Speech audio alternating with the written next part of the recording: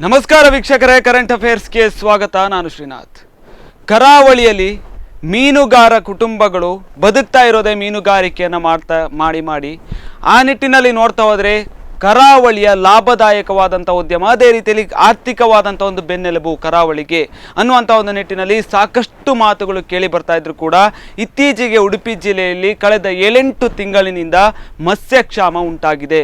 ಮೀನುಗಾರರು ಮೀನುಗಾರಿಕೆಗೆ ಹೋದರೆ ಮೀನುಗಳು ಸಿಗ್ತಾ ಇಲ್ಲ ಅನ್ನುವಂಥ ಒಂದು ಪರಿಸ್ಥಿತಿಯಲ್ಲಿ ಕುಟುಂಬಗಳು ಈಗ ಕಣ್ಣೀರಿನಲ್ಲಿ ಕೈ ತೊಳೆಯುವಂಥ ಒಂದು ಪರಿಸ್ಥಿತಿ ನಿರ್ಮಾಣ ಆಗಿದೆ. ಅಂತಂದರೆ ಮೀನಿನ ಬರ ಉಂಟಾಗಿದೆ. ಆ ನಿಟ್ಟಿನಲ್ಲಿ ಸರ್ಕಾರ ಈ ಬಗ್ಗೆ ಗಮನವನ್ನು ಹರಿಸಬೇಕು ಅನ್ನುವಂಥ ಒಂದು ನಿಟ್ಟಿನಲ್ಲಿ ಕೂಡ ಕೂಗುಗಳು ಕೇಳಿ ಬರ್ತಾ ಇದೆ. ಬರೀ ಈ ಒಂದು ಮೀನಿನ ಬರ ಮಾತ್ರ ಅಲ್ಲ, ಸಾಕಷ್ಟು ಸಮಸ್ಯೆಗಳಿದೆ. ಈ ಒಂದು ನಾಡದೋಣಿ ಮೀನುಗಾರಿಕೆ ಆಗಿರ್ಬೋದು, ಸಾಂಪ್ರದಾಯಿಕ ಮೀನುಗಾರಿಕೆ ಆಗಿರ್ಬೋದು, ಹೀಗೆ ಸಾಕಷ್ಟು ಒಟ್ಟಿನಲ್ಲಿ ಮೀನುಗಾರ ಕುಟುಂಬಗಳಿಗೆ ಸಾಕಷ್ಟು ನೋವುಗಳಿದೆ, ಸಾಕಷ್ಟು ಸಮಸ್ಯೆಗಳಿದೆ. ಅದಕ್ಕೆ ಸರ್ಕಾರ ಸ್ಪಂದಿಸಬೇಕು ಅನ್ನುವಂಥ ಒಂದು ನಿಟ್ಟಿನಲ್ಲಿ ಕೂಗುಗಳು ಕೇಳಿ ಬರ್ತಾ ಇದೆ. ಆ ನಿಟ್ಟಿನಲ್ಲಿ ಸಾಕಷ್ಟು ಬೇಡಿಕೆಗಳು ಕೂಡ ಇದೆ. ಅವೆಲ್ಲ ಬೇಡಿಕೆಗಳನ್ನು ಈಡೇರಿಸಬೇಕು ಅನ್ನುವಂಥ ಒಂದು ನಿಟ್ಟಿನಲ್ಲಿ ಕೂಡ ಮನವಿಗಳನ್ನು ಮಾಡ್ತಾ ಇದ್ದಾರೆ. ಇವತ್ತು ಕೂಡ ಇದ್ರ ಬಗ್ಗೆ ಚರ್ಚೆಗಳಾಗ್ತಾ ಹೋಗುತ್ತೆ. ಮೀನುಗಾರರಿಗೆ ಇರ್ತಕ್ಕಂಥ ಒಂದು ಸಂಕಷ್ಟಗಳೇನು, ಸಮಸ್ಯೆಗಳೇನು, ಅದನ್ನು ಬಗೆಹರಿಸುವಂಥ ಒಂದು ನಿಟ್ಟಿನಲ್ಲಿ ಸರ್ಕಾರ ಏನು ಮಾಡಬೇಕು ಅನ್ನುವಂಥ ಒಂದು ನಿಟ್ಟಿನಲ್ಲಿ ಚರ್ಚೆಗಳಾಗ್ತಾ ಹೋಗುತ್ತೆ. ನಿಮ್ಮ ಒಂದು ಅಭಿಪ್ರಾಯಗಳನ್ನು ಕೂಡ ನೀವು ತಿಳಿಸ್ಬೋದು. ನಿಮ್ಮ ಒಂದು ಕರೆಗಳನ್ನು ಕೂಡ ನಾನು ಸ್ವೀಕರಿಸ್ತೇನೆ. ನನ್ನ ಜೊತೆ ಅತಿಥಿ ಗಣ್ಯರಿದ್ದಾರೆ. ಮೊದಲಿಗೆ ವಿಶ್ವಾಸ ಮೀನು ಉಡುಪಿ ಜಿಲ್ಲಾ ಯುವ ಕಾಂಗ್ರೆಸ್ನ ಅಧ್ಯಕ್ಷರು, ಸರ್ ಕಾರ್ಯಕ್ರಮಕ್ಕೆ ಸ್ವಾಗತ. ಇನ್ನೊಬ್ಬರು ಲೀಲಾಧರ ಸಾಲಿಯಾನ್ ಪಡುಬಿದ್ರಿ ಕಾಡಿಪಟ್ನ ಮೊಗವೀರ ಮಹಾಸಭಾದ ಅಧ್ಯಕ್ಷರು, ಸರ್ ಕಾರ್ಯಕ್ರಮಕ್ಕೆ ಸ್ವಾಗತ. ಮೊದಲಿಗೆ ವಿಶ್ವಾಸ ಮೀನವ್ರ ಹತ್ರ ಬರಬೇಕು. ಈ ಒಂದು ಕಳೆದ 7-8 ತಿಂಗಳಿಗಿಂತ ಮುಂಚೆ ಮೀನುಗಾರಿಕೆ ಲಾಭದಾಯಕವಾಗಿ ಇತ್ತು. ಒಂದು ಹಂತದಲ್ಲಿ ಮೀನುಗಳು ಸಿಗ್ತಾ ಇದ್ದು, ಒಂದು ಮೀನುಗಾರರು ಕೂಡ ಒಂದು ಹಂತದಲ್ಲಿ ಸಂತಸವಾಗಿ ಇದ್ದರು. ಆದರೆ ಇತ್ತೀಚೆಗೆ ಒಂದು 7-8 ತಿಂಗಳಲ್ಲಿ ಮತ್ಸ್ಯಕ್ಷಾಮ ಉಂಟಾಗಿದೆ. ಅಕ್ಷರಶಃ ಕರಾವಳಿಯಲ್ಲಿ, ಆದರೂ ಕೂಡ ಉಡುಪಿ ಜಿಲ್ಲೆಯಲ್ಲಿ ಮೀನುಗಳಿಲ್ಲದೆ ಸಮಸ್ಯೆ ಆಗಿದೆ ಅನ್ನುವಂಥ ಒಂದು ನಿಟ್ಟಿನಲ್ಲಿ ಕೂಗುಗಳು ಕೇಳಿ ಬರ್ತಾ ಇದೆ. ನಾವು ಏನು ಮಾಡಬೇಕು ಅನ್ನುವಂಥ ಒಂದು ಪರಿಸ್ಥಿತಿಯಲ್ಲಿ ಮೀನುಗಾರರು ಇದ್ದಾರೆ. ಯಾಕೆ ಇಂಥ ಒಂದು ಪರಿಸ್ಥಿತಿ ನಿರ್ಮಾಣ ಆಯಿತು ಅಂತ? ಅಲ್ಲ, ಪ್ರಥಮವಾಗಿ ಇವತ್ತು ಕರಾವಳಿ ಭಾಗದ ಒಂದು ಜೀವನಾಡಿಯೇ ಮೀನುಗಾರಿಕೆ. ಈ ಮೀನುಗಾರಿಕೆಯಲ್ಲೇ ಇವತ್ತು ಯಾವತ್ತು ಕಂಡರಿಯಂತ ಒಂದು ಮತ್ಸ್ಯಕ್ಷಾಮ ಆಗಿದೆ. ಕಾರಣಗಳು ಹಲವಾರು ಇರ್ಬೋದು. ಇವತ್ತು ಕಾರಣಗಳು ಹುಡುಕೋದ್ರಿಂದ ಪ್ರಥಮ ಆದ್ಯತೆಯಾಗಿ ಇವತ್ತು ಮೀನುಗಾರರು ಸಂಕಷ್ಟದಲ್ಲಿದ್ದಾರೆ. ಖಂಡಿತ ಸರ್ಕಾರಗಳು ಎಚ್ಚೆತ್ತುಕೊಳ್ಬೇಕಾಗ್ತದೆ. ಮೊದಲನೇದಾಗಿ ಅವರಿಗೆ ಪರಿಹಾರವನ್ನು ನೀಡಬೇಕಾಗ್ತದೆ. ಆಮೇಲೆ ಖಂಡಿತವಾಗ್ಲೂ ಏನು ಮಾಡ್ಬೋದು ಅಂತೇಳಿ, ಯಾವ ರೀತಿ ಮೀನಿನ ಸಂತತಿಯನ್ನು ಉತ್ಪತ್ತಿ ಮಾಡ್ಬೋದು, ಅಥವಾ ಯಾವ ರೀತಿ ಮೀನುಗಾರಿಕೆಯ ಬಗ್ಗೆ ನೀತಿಗಳನ್ನು ರೂಪಿಸ್ಬೋದು ಅಂತೇಳಿ. ಅದು ಪ್ರಥಮವಾಗಿ ಈಗ ನಮ್ಮ ಬೇಡಿಕೆ ಏನಿರೋದಂದ್ರೆ, ಇವತ್ತು ಈ ವಿಷಯ ಏನಂದ್ರೆ ಡೀಪ್ ಆಗಿ ಹೋಗ್ಬೇಕಾಗ್ತದೆ. ಜನವರಿಯಿಂದ ಹೋದ ಋತುವಿನಲ್ಲೂ ಮೀನು ಇರಲಿಲ್ಲ. ಜನವರಿಯಿಂದ ಮಾರ್ಚ್, ಏಪ್ರಿಲ್, ಮೇ ತನಕ. ಈಗ ಜೂನ್, ಜುಲೈಯಲ್ಲಿ ಇವತ್ತು ಮೀನುಗಾರಿಕೆಗೆ ಸರ್ಕಾರ ನಿಷೇಧ ಇರ್ತದೆ. ಯಾಕಂದ್ರೆ ಅದರ ಸಂತತಿ ಉತ್ಪತ್ತಿ ಆಗಬೇಕು, ಮಳೆಗಾಲ, ಅದು ಬ್ರೀಡಿಂಗ್ ಸೀಸನ್ ಅಂತೇಳಿ. ಸೊ ಆಗಸ್ಟ್ 1 ಇಂದ ಈ ಋತುವಲ್ಲಿ ಮೀನುಗಾರಿಕೆ ಶುರು ಆಗಬೇಕಿತ್ತು. ಮೀನುಗಾರರಿಗೆ ಕಳೆದ ಋತುವಿನಲ್ಲೂ ಯಾವುದೇ ರೀತಿಯ ಮೀನುಗಾರಿಕೆ ಇರಲಿಲ್ಲ. ಆದರೂ ಈ ಋತುವಲ್ಲಿ ಒಂದು ಹೊಸ ಉಲ್ಲಾಸದಲ್ಲಿದ್ರು. ಯಾಕೆಂದ್ರೆ ಮಳೆ ಬಂತು, ಒಳ್ಳೆ ಎಲ್ಲ ನೀರೆಲ್ಲ ಏನು ಪ್ರವಾಹ ಬಂತು, ಎಲ್ಲ ಮಿಕ್ಸ್ ಆಯಿತು. ಸೊ ಹೆಚ್ಚಿನ ಮೀನು ಬರಬೇಕಿತ್ತು. ಏನು ಹೇಳ್ತೇವೆ, ಸೆಳೆತ ಎಲ್ಲ ಜಾಸ್ತಿ ಆಯಿತು. ಸೊ ಬ್ರೀಡಿಂಗ್ ಎಲ್ಲ ಕರೆಕ್ಟಾಗಿ ಒಂದು ಗ್ಯಾಪ್ ಆಗಿ, ಯಾಕೆಂದ್ರೆ ಆಗಸ್ಟ್ 1ಗೆ ಮೀನುಗಾರಿಕೆಗೆ ಇಳಿಲಿಕ್ಕೆ ಆಗಲಿಲ್ಲ. ಆಗಸ್ಟ್ 15 ಆಗಿತ್ತು ಇಳಿಯುವಾಗ. ಲೇಟ್ ಆಗಿ ಇಳಿದ್ರೂ ಬರೀ ಕೈಯಲ್ಲಿ ವಾಪಸ್ ಆಗುವಂತ ಪರಿಸ್ಥಿತಿ. ಮತ್ತೆ ಮಳೆಯಿಂದಾಗಿ, ಆ ನೀರಿನಲ್ಲಿ ಇರುವಂತ ಸೆಳೆತದಿಂದಾಗಿ ಇವತ್ತು ಮೀನುಗಾರಿಕೆಗೆ ತೆರಳಿಕ್ಕೆ ಆಗಲಿಲ್ಲ. ಆದ್ರಿಂದ ಇವತ್ತು ಈಗ ಆಗಸ್ಟ್ ಆಗಿ ಸೆಪ್ಟೆಂಬರ್ ಬಂತು. ಸೊ ಇನ್ನೂ ಚೌತಿ ಗಣೇಶ ಹಬ್ಬ ಮುಗಿದು ಒಂದು ಒಳ್ಳೆ ಮೀನುಗಾರಿಕೆಗೆ ಹೋಗುವ, ಮೀನು ಹಿಡಿಯುವ ಅಂತ ಒಂದು ಹುಮ್ಮಸ್ಸಿನಲ್ಲಿ ಇದ್ರು ಮೀನುಗಾರರು. ಆದರೆ ಇವತ್ತಿಗೂ ಯಾವುದೇ ಮೀನು ಸಿಗದೆ ಬರಿಗೈಯಲ್ಲಿ ವಾಪಸ್ ಆಗಿದ್ದಾರೆ. ಇವತ್ತು ನೀವು ಮಲ್ಪೆ ಬಂದರಿಗೆ ಹೋದರೆ 15,000ಕ್ಕೂ ಹೆಚ್ಚು ವಿವಿಧ ರೀತಿಯ ಬೋಟ್ಗಳು, ಡೀಪ್ ಸಿ ಫಿಶಿಂಗ್ ಇದ್ದಿರ್ಬೋದು, ಟ್ರಾಲ್ ಬೋಟ್ ಇರ್ಬೋದು, ಹಲವಾರು ವಿಧದ ಬೋಟ್ಗಳು ಅಲ್ಲಿ ಲಂಗರ್ ಹಾಕಿವೆ. ಅದೇ ರೀತಿ ಡೀಪ್ ಸಿಗೆ ಹೋದಂಥ ಒಂದು 300 ಬೋಟ್ಗಳು ಇವತ್ತು ಕಾರವಾರದಲ್ಲಿ ಹೋಗಿ ಹವಾಮಾನ ವೈಪರೀತ್ಯದಿಂದಾಗಿ ಕಾರವಾರದಲ್ಲಿ ಹೋಗಿ ಲಂಗರ್ ಹಾಕಿದೆ. ಮತ್ತೆ ನಮ್ಮದೇನು ಸಾಂಪ್ರದಾಯಿಕ ಮೀನುಗಾರಿಕೆ ಇದೆ, ಕೈರಂಪಣಿ ಇರ್ಬೋದು, ಮಾಡ್ಬಳೆ ನಾಡದೋಣಿ ಇರ್ಬೋದು, ಸೊ ಮಾಡ್ಬಳೆ ಅಂತೇವೆ. ಸೊ ಅದು ಎಲ್ಲ ಇವತ್ತು ಬರಿಕೈಯಲ್ಲಿ ವಾಪಸ್ ಆಗ್ತಿದ್ದಾರೆ. ಸೊ ಮೊದಲ ಏನು ಬೇಡಿಕೆ ಅಂದರೆ, ಒಂದು ಹೊತ್ತಿನ ತುತ್ತು ಅನ್ನಕ್ಕೂ ಪರದಾಡುವಂಥ ಪರಿಸ್ಥಿತಿ ಇದೆ. ಅದರ ಮೇಲೆ ಸಾಲದ ಹೊರೆ ಇದೆ. ಮೀನು ಇವತ್ತು ನಾವು ನೋಡ್ಬೋದು, ಜನರು ಹೇಳ್ಬೋದು, ನಾವು ಫೇಸ್ಬುಕ್ಕಲ್ಲಿ ನೋಡ್ತಿದ್ದೇವೆ, ವಾಟ್ಸಪ್ಪಲ್ಲಿ ನೋಡ್ತಿದ್ದೇವೆ, ರಾಶಿ ಮೀನು ಬೀಳ್ತಿದೆ, 70,000 80,000 ಲಕ್ಷಕ್ಕೆ ಮೀನು. ನಾನು ಕೂಡ ಅದೇ ವಿಚಾರವನ್ನು ಪ್ರಸ್ತಾಪ ಮಾಡಬೇಕು. ಯಾಕೆಂದ್ರೆ ಯಾವುದೋ ಒಬ್ರಿಗೆ ಸಿಕ್ಕಿರ್ತದೆ ಸ್ವಲ್ಪ, ಅದು ನೋಡಿ ಈ ಹೊತ್ತಿನಲ್ಲಿ ಆಕ್ಚುಲಿ ತುಂಬಾ ಚೀಪ್ ಆಗಿ ಮೀನು ಸಿಗ್ಬೇಕಿತ್ತು. ಇವತ್ತು ಪಾಂಫ್ರೆಟ್ 1,000 ರೂಪಾಯಿ 1,100 ರೂಪಾಯಿ ಕೆಜಿಗೆ ಹೋಗ್ತಿದೆ. ಈ ಹೊತ್ತಿಗೆ 200 ರೂಪಾಯಿ 300 ರೂಪಾಯಿಗೆ ಹೋಲ್ಸೇಲ್ ಅಲ್ಲಿ ಹೋಗ್ಬೇಕಿತ್ತು. ಆದ್ರೆ ಸ್ಕ್ಯಾರ್ಸಿಟಿ ಇರೋದ್ರಿಂದ ಯಾರಿಗೂ ಸ್ವಲ್ಪ ಸಿಕ್ಕಿರ್ತದೆ, ಅದನ್ನು ವಾಟ್ಸಪ್ಪಲ್ಲಿ ತೆಗೆದು ಹಾಕಿರ್ತದಲ್ಲ, ಒಂದು ದಿವಸ ಸಿಕ್ಕಿರ್ಬೋದು. ಈ ಋತುವಲ್ಲಿ ಬಂಪರ್ ಬರಬೇಕು, 1-2 ತಿಂಗಳು ಮೀನು ಬೇಕಾದಷ್ಟು ಮೀನುಗಳು ಬರಬೇಕು. ಆದ್ರೆ ಅಂತ ಯಾವ್ದು ಡಿಸೆಂಬರ್ ತನಕ ಬೇಕಾದಷ್ಟು ಮೀನು ಬರಬೇಕಿತ್ತು, ಆದ್ರೆ ಬರ್ತಾ ಇಲ್ಲ.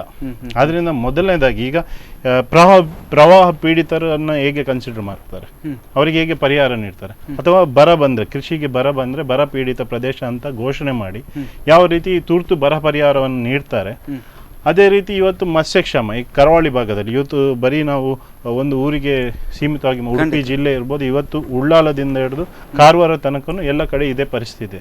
ಸೊ ಈ ಕರಾವಳಿ ಭಾಗದಲ್ಲಿ ಈಗ ಬೇರೆ ಉತ್ತರ ಕನ್ನಡ ಇರ್ಬೋದಲ್ಲ, ಬೇರೆ ಪ್ರದೇಶಗಳಲ್ಲಿ, ಕರ್ನಾಟಕದ ಬೇರೆ ಪ್ರದೇಶಗಳಲ್ಲಿ ನಾವು ಇವತ್ತು ಬರ ಪೀಡಿತ ಪ್ರದೇಶ ಅಥವಾ ಪ್ರವಾಹ ಪೀಡಿತ ಪ್ರದೇಶ ಅಂತ ನಾವು ಘೋಷಣೆ ಮಾಡ್ತೇವೆ. ಅದೇ ರೀತಿ ಇಲ್ಲಿ ಕರಾವಳಿ ಭಾಗದಲ್ಲಿ ಮತ್ಸ್ಯಕ್ಷೇಮ ಆಗಿದೆ, ಮತ್ಸ್ಯ ಬರ ಅಂತ ಘೋಷಣೆ ಮಾಡಿ ಪ್ರತಿ ಕುಟುಂಬಕ್ಕೂ ಪ್ರತಿ ಮೀನುಗಾರರಿಗೂ ಇವತ್ತು ತುರ್ತು ಪರಿಹಾರ ನೀಡುವಲ್ಲಿ ಸರ್ಕಾರಗಳು ಎಚ್ಚೆತ್ತುಕೊಳ್ಬೇಕು. ಬೇಕಿದ್ರೆ ಇವತ್ತು ಡೇಟಾ ಇರ್ತದೆ, ಎಷ್ಟು ಮೀನು ಹಿಡಿದಿದೆ ಪ್ರತಿ ಋತುವಲ್ಲಿ. ಅಧಿಕಾರಿಗಳು ಶೀಘ್ರವಾಗಿ ಒಂದು ಸಮೀಕ್ಷೆಯನ್ನು ನಡೆಸಿ ಸರ್ಕಾರಕ್ಕೆ ವರದಿಯನ್ನು ನೀಡಿ ತುರ್ತಾಗಿ ಒಂದು ಪರಿಹಾರವನ್ನು ನೀಡಬೇಕು.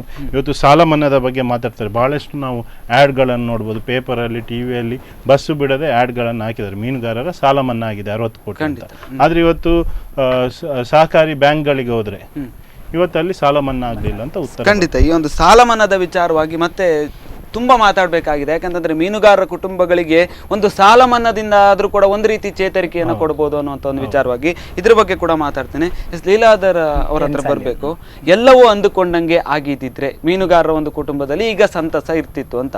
ಯಾಕೆಂತಂದ್ರೆ ಪ್ರತಿ ವರ್ಷವೂ ಕೂಡ ಮೀನುಗಾರಿಕೆ ಒಳ್ಳೆ ರೀತಿಯಲ್ಲಿ ನಡೆದು ಬಹುಶಃ ಒಂದು ಇಡೀ ಒಂದು ಕರಾವಳಿ ಬೆಲ್ಟ್ನಲ್ಲಿ ಒಳ್ಳೆ ರೀತಿಯಾದಂಥ ಒಂದು ಆಹಾರದ ವಿಚಾರ ಆಗಿರ್ಬೋದು, ಅಥವಾ ಒಳ್ಳೆ ರೀತಿ ಮೀನುಗಳು ಮಾರಾಟ ಆಗ್ತಿದ್ವು, ಮೀನುಗಾರರ ಕುಟುಂಬಗಳು ಕೂಡ ಸಂತಸದಲ್ಲಿ ಇರ್ತಿದ್ವು. ಆದರೆ ಈ ಬಾರಿ ಹವಾಮಾನ ವೈಪರೀತ್ಯದಿಂದ ಅತಿವೃಷ್ಟಿ ಆಯಿತು, ಮಧ್ಯೆ ಅನಾವೃಷ್ಟಿ ಆಯಿತು ಸ್ಟಾರ್ಟಿಂಗ್ನಲ್ಲಿ. ಈ ಎಲ್ಲ ಒಂದು ಹವಾಮಾನ ವೈಪರೀತ್ಯದಿಂದ ಇಂಥ ಒಂದು ಸಮಸ್ಯೆಗಳು ಬಂದಿರಬಹುದಾ ಅಂತ, ಮೀನುಗಳು ಸಿಗ್ತಾ ಇಲ್ವಾ ಅಂತ. ಅಲ್ಲ, ಪ್ರಕೃತಿ ಪ್ರಕ್ಷುಬ್ಧ ವಾತಾವರಣ ಉಂಟಲ್ಲ, ಅದು ಈಗ ಕೆಲವು ಸಾರಿ ಅಂತ ಗೊತ್ತುಂಟ, ಮೀನು ಬರಲಿಕ್ಕೆ ಕೆಲವು ಋತುವಿನಲ್ಲಿ ಮೀನು ಬರ್ತಾ ಇರ್ತದೆ.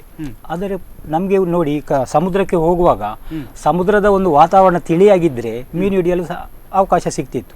ಅದು ಈಗ ಎಂತ ಆಯಿತು, ಈ ಸಲದ ಅಂದರೆ ಯಾವ ಒಂದು ವರ್ಷದಲ್ಲೂ ಕೂಡ ಆಗದ ಪರಿಸ್ಥಿತಿ ಈ ವರ್ಷ ಬಂದಿದೆ. ಹೋದ ಸಲ ನಾನೇ ಕೈರಂಪಣಿಗೆ ಹೋದವ, ಕೈರಂಪಣಿಯಲ್ಲಿ ಒಂದು ಇಡೀ ಟಿವಿಯಲ್ಲಿ ಬಂದಿತ್ತು ಸರ್, ಎಂತ ಗೊತ್ತುಂಟಾ, ಈ ಬೊಳಿಂಜಿರ್ ಮೀನಂತ ರಾಶಿ ಸುಗ್ಗಿ, ಅದು ಇದೇ ಹೊತ್ತಲ್ಲಿ ಬಂದದ್ದು. ಇವತ್ತು ನಮ್ಮ ಊರಿನಲ್ಲಿ ಕೈರಂಪಣಿಯವರು ಪ್ರತಿನಿತ್ಯ ದೋಣಿಯ ಪಕ್ಕ ಬಂದು ನಿಂತು ಸೀದಾ ವಾಪಸ್ ಆಗ್ತಾ ಇದ್ದಾರೆ. ಅಂದರೆ ನಮ್ಮ ಮೀನುಗಾರರು ಮೊಗವೀರರೇ ಅಲ್ಲ, ಒಂದು ಬೇರೆ ಜಾತಿಯವರು ಕೂಡ ಸೇರಿಕೊಂಡು ಒಂದು ದುಡಿಯುವಂತ ಒಂದು ಕೈರಂಪಣಿ ಕಸುಬದು. ಎಸ್, ಒಂದು ಕರೆ ಇದೆ ಸರ್. ಹಲೋ. ನಮಸ್ಕಾರ. ನಮಸ್ಕಾರ ಸರ್, ಎಲ್ಲಿಂದ ಕರೆ ಮಾಡ್ತಾ ಇದ್ದೀರಿ, ನಿಮ್ಮ ಹೆಸರು? ಎಸ್ ಹೇಳಿ ಸರ್. ಮೀನುಗಾರರ ಸಂಕಷ್ಟದ ವಿಚಾರವಾಗಿ ಮಾತಾಡ್ತಾ ಇದ್ವಿ, ನಿಮ್ಮ ಒಂದು ಅಭಿಪ್ರಾಯ ಸರ್? ಮೀನುಗಾರರ ಸಂಕಷ್ಟದ ಬಗ್ಗೆ ಇದರ ಮುಂಚೆಯೂ ನಾನು ಹೇಳಿದ್ದೇನೆ. ಡೆಲ್ಲಿ ಹಾಗೂ ಕರ್ನಾಟಕ ಸರ್ಕಾರಗಳಿಗೆ ಮೀನಿನ ಬಗ್ಗೆ ಹೆಚ್ಚು ಕಾಳಜಿ ಇಲ್ಲ. ಏಕಂತ ಹೇಳಿದ್ರೆ ಅವರು ಇರುವಲ್ಲಿ ಸಮುದ್ರದ ಅವಾಂತರವನ್ನು ಅವರು ನೋಡುವುದಿಲ್ಲ. ಸಮುದ್ರದ ಅವಾಂತರ ನೋಡುವುದು ನಮ್ಮ ಕರಾವಳಿ ಜಿಲ್ಲೆಗಳು ಮಾತ್ರ. ಅದರ ಉತ್ಪತ್ತಿ, ಅದರ ನಷ್ಟ ಎಲ್ಲವನ್ನು ಅನುಭವಿಸುವವರು ಅವರು ಮಾತ್ರ. ಅವರು ಡೆಲ್ಲಿಯಲ್ಲಿ ಕುತ್ಕೊಂಡು ಅವರು ಕೆರೆ ಮೀನ್ ತಿಂತಾರೆ, ಅಲ್ಲಿ ಬೆಂಗಳೂರಿನಲ್ಲಿ ಕೆರೆ ಮೀನ್ ತಿಂತಾರೆ, ಅವರು ಹಿಡಿಲಿಕ್ಕೆ ಸುಲಭ, ಕೈಯಿಂದ ಹಿಡ್ಕೊಂಡು ಬರ್ಬಹುದು. ಅದಲ್ಲದೆ ಇವರು ಬರೇ ರೈತರ ಹಿಂದೆ ಬಿದ್ದಿದ್ದಾರೆ.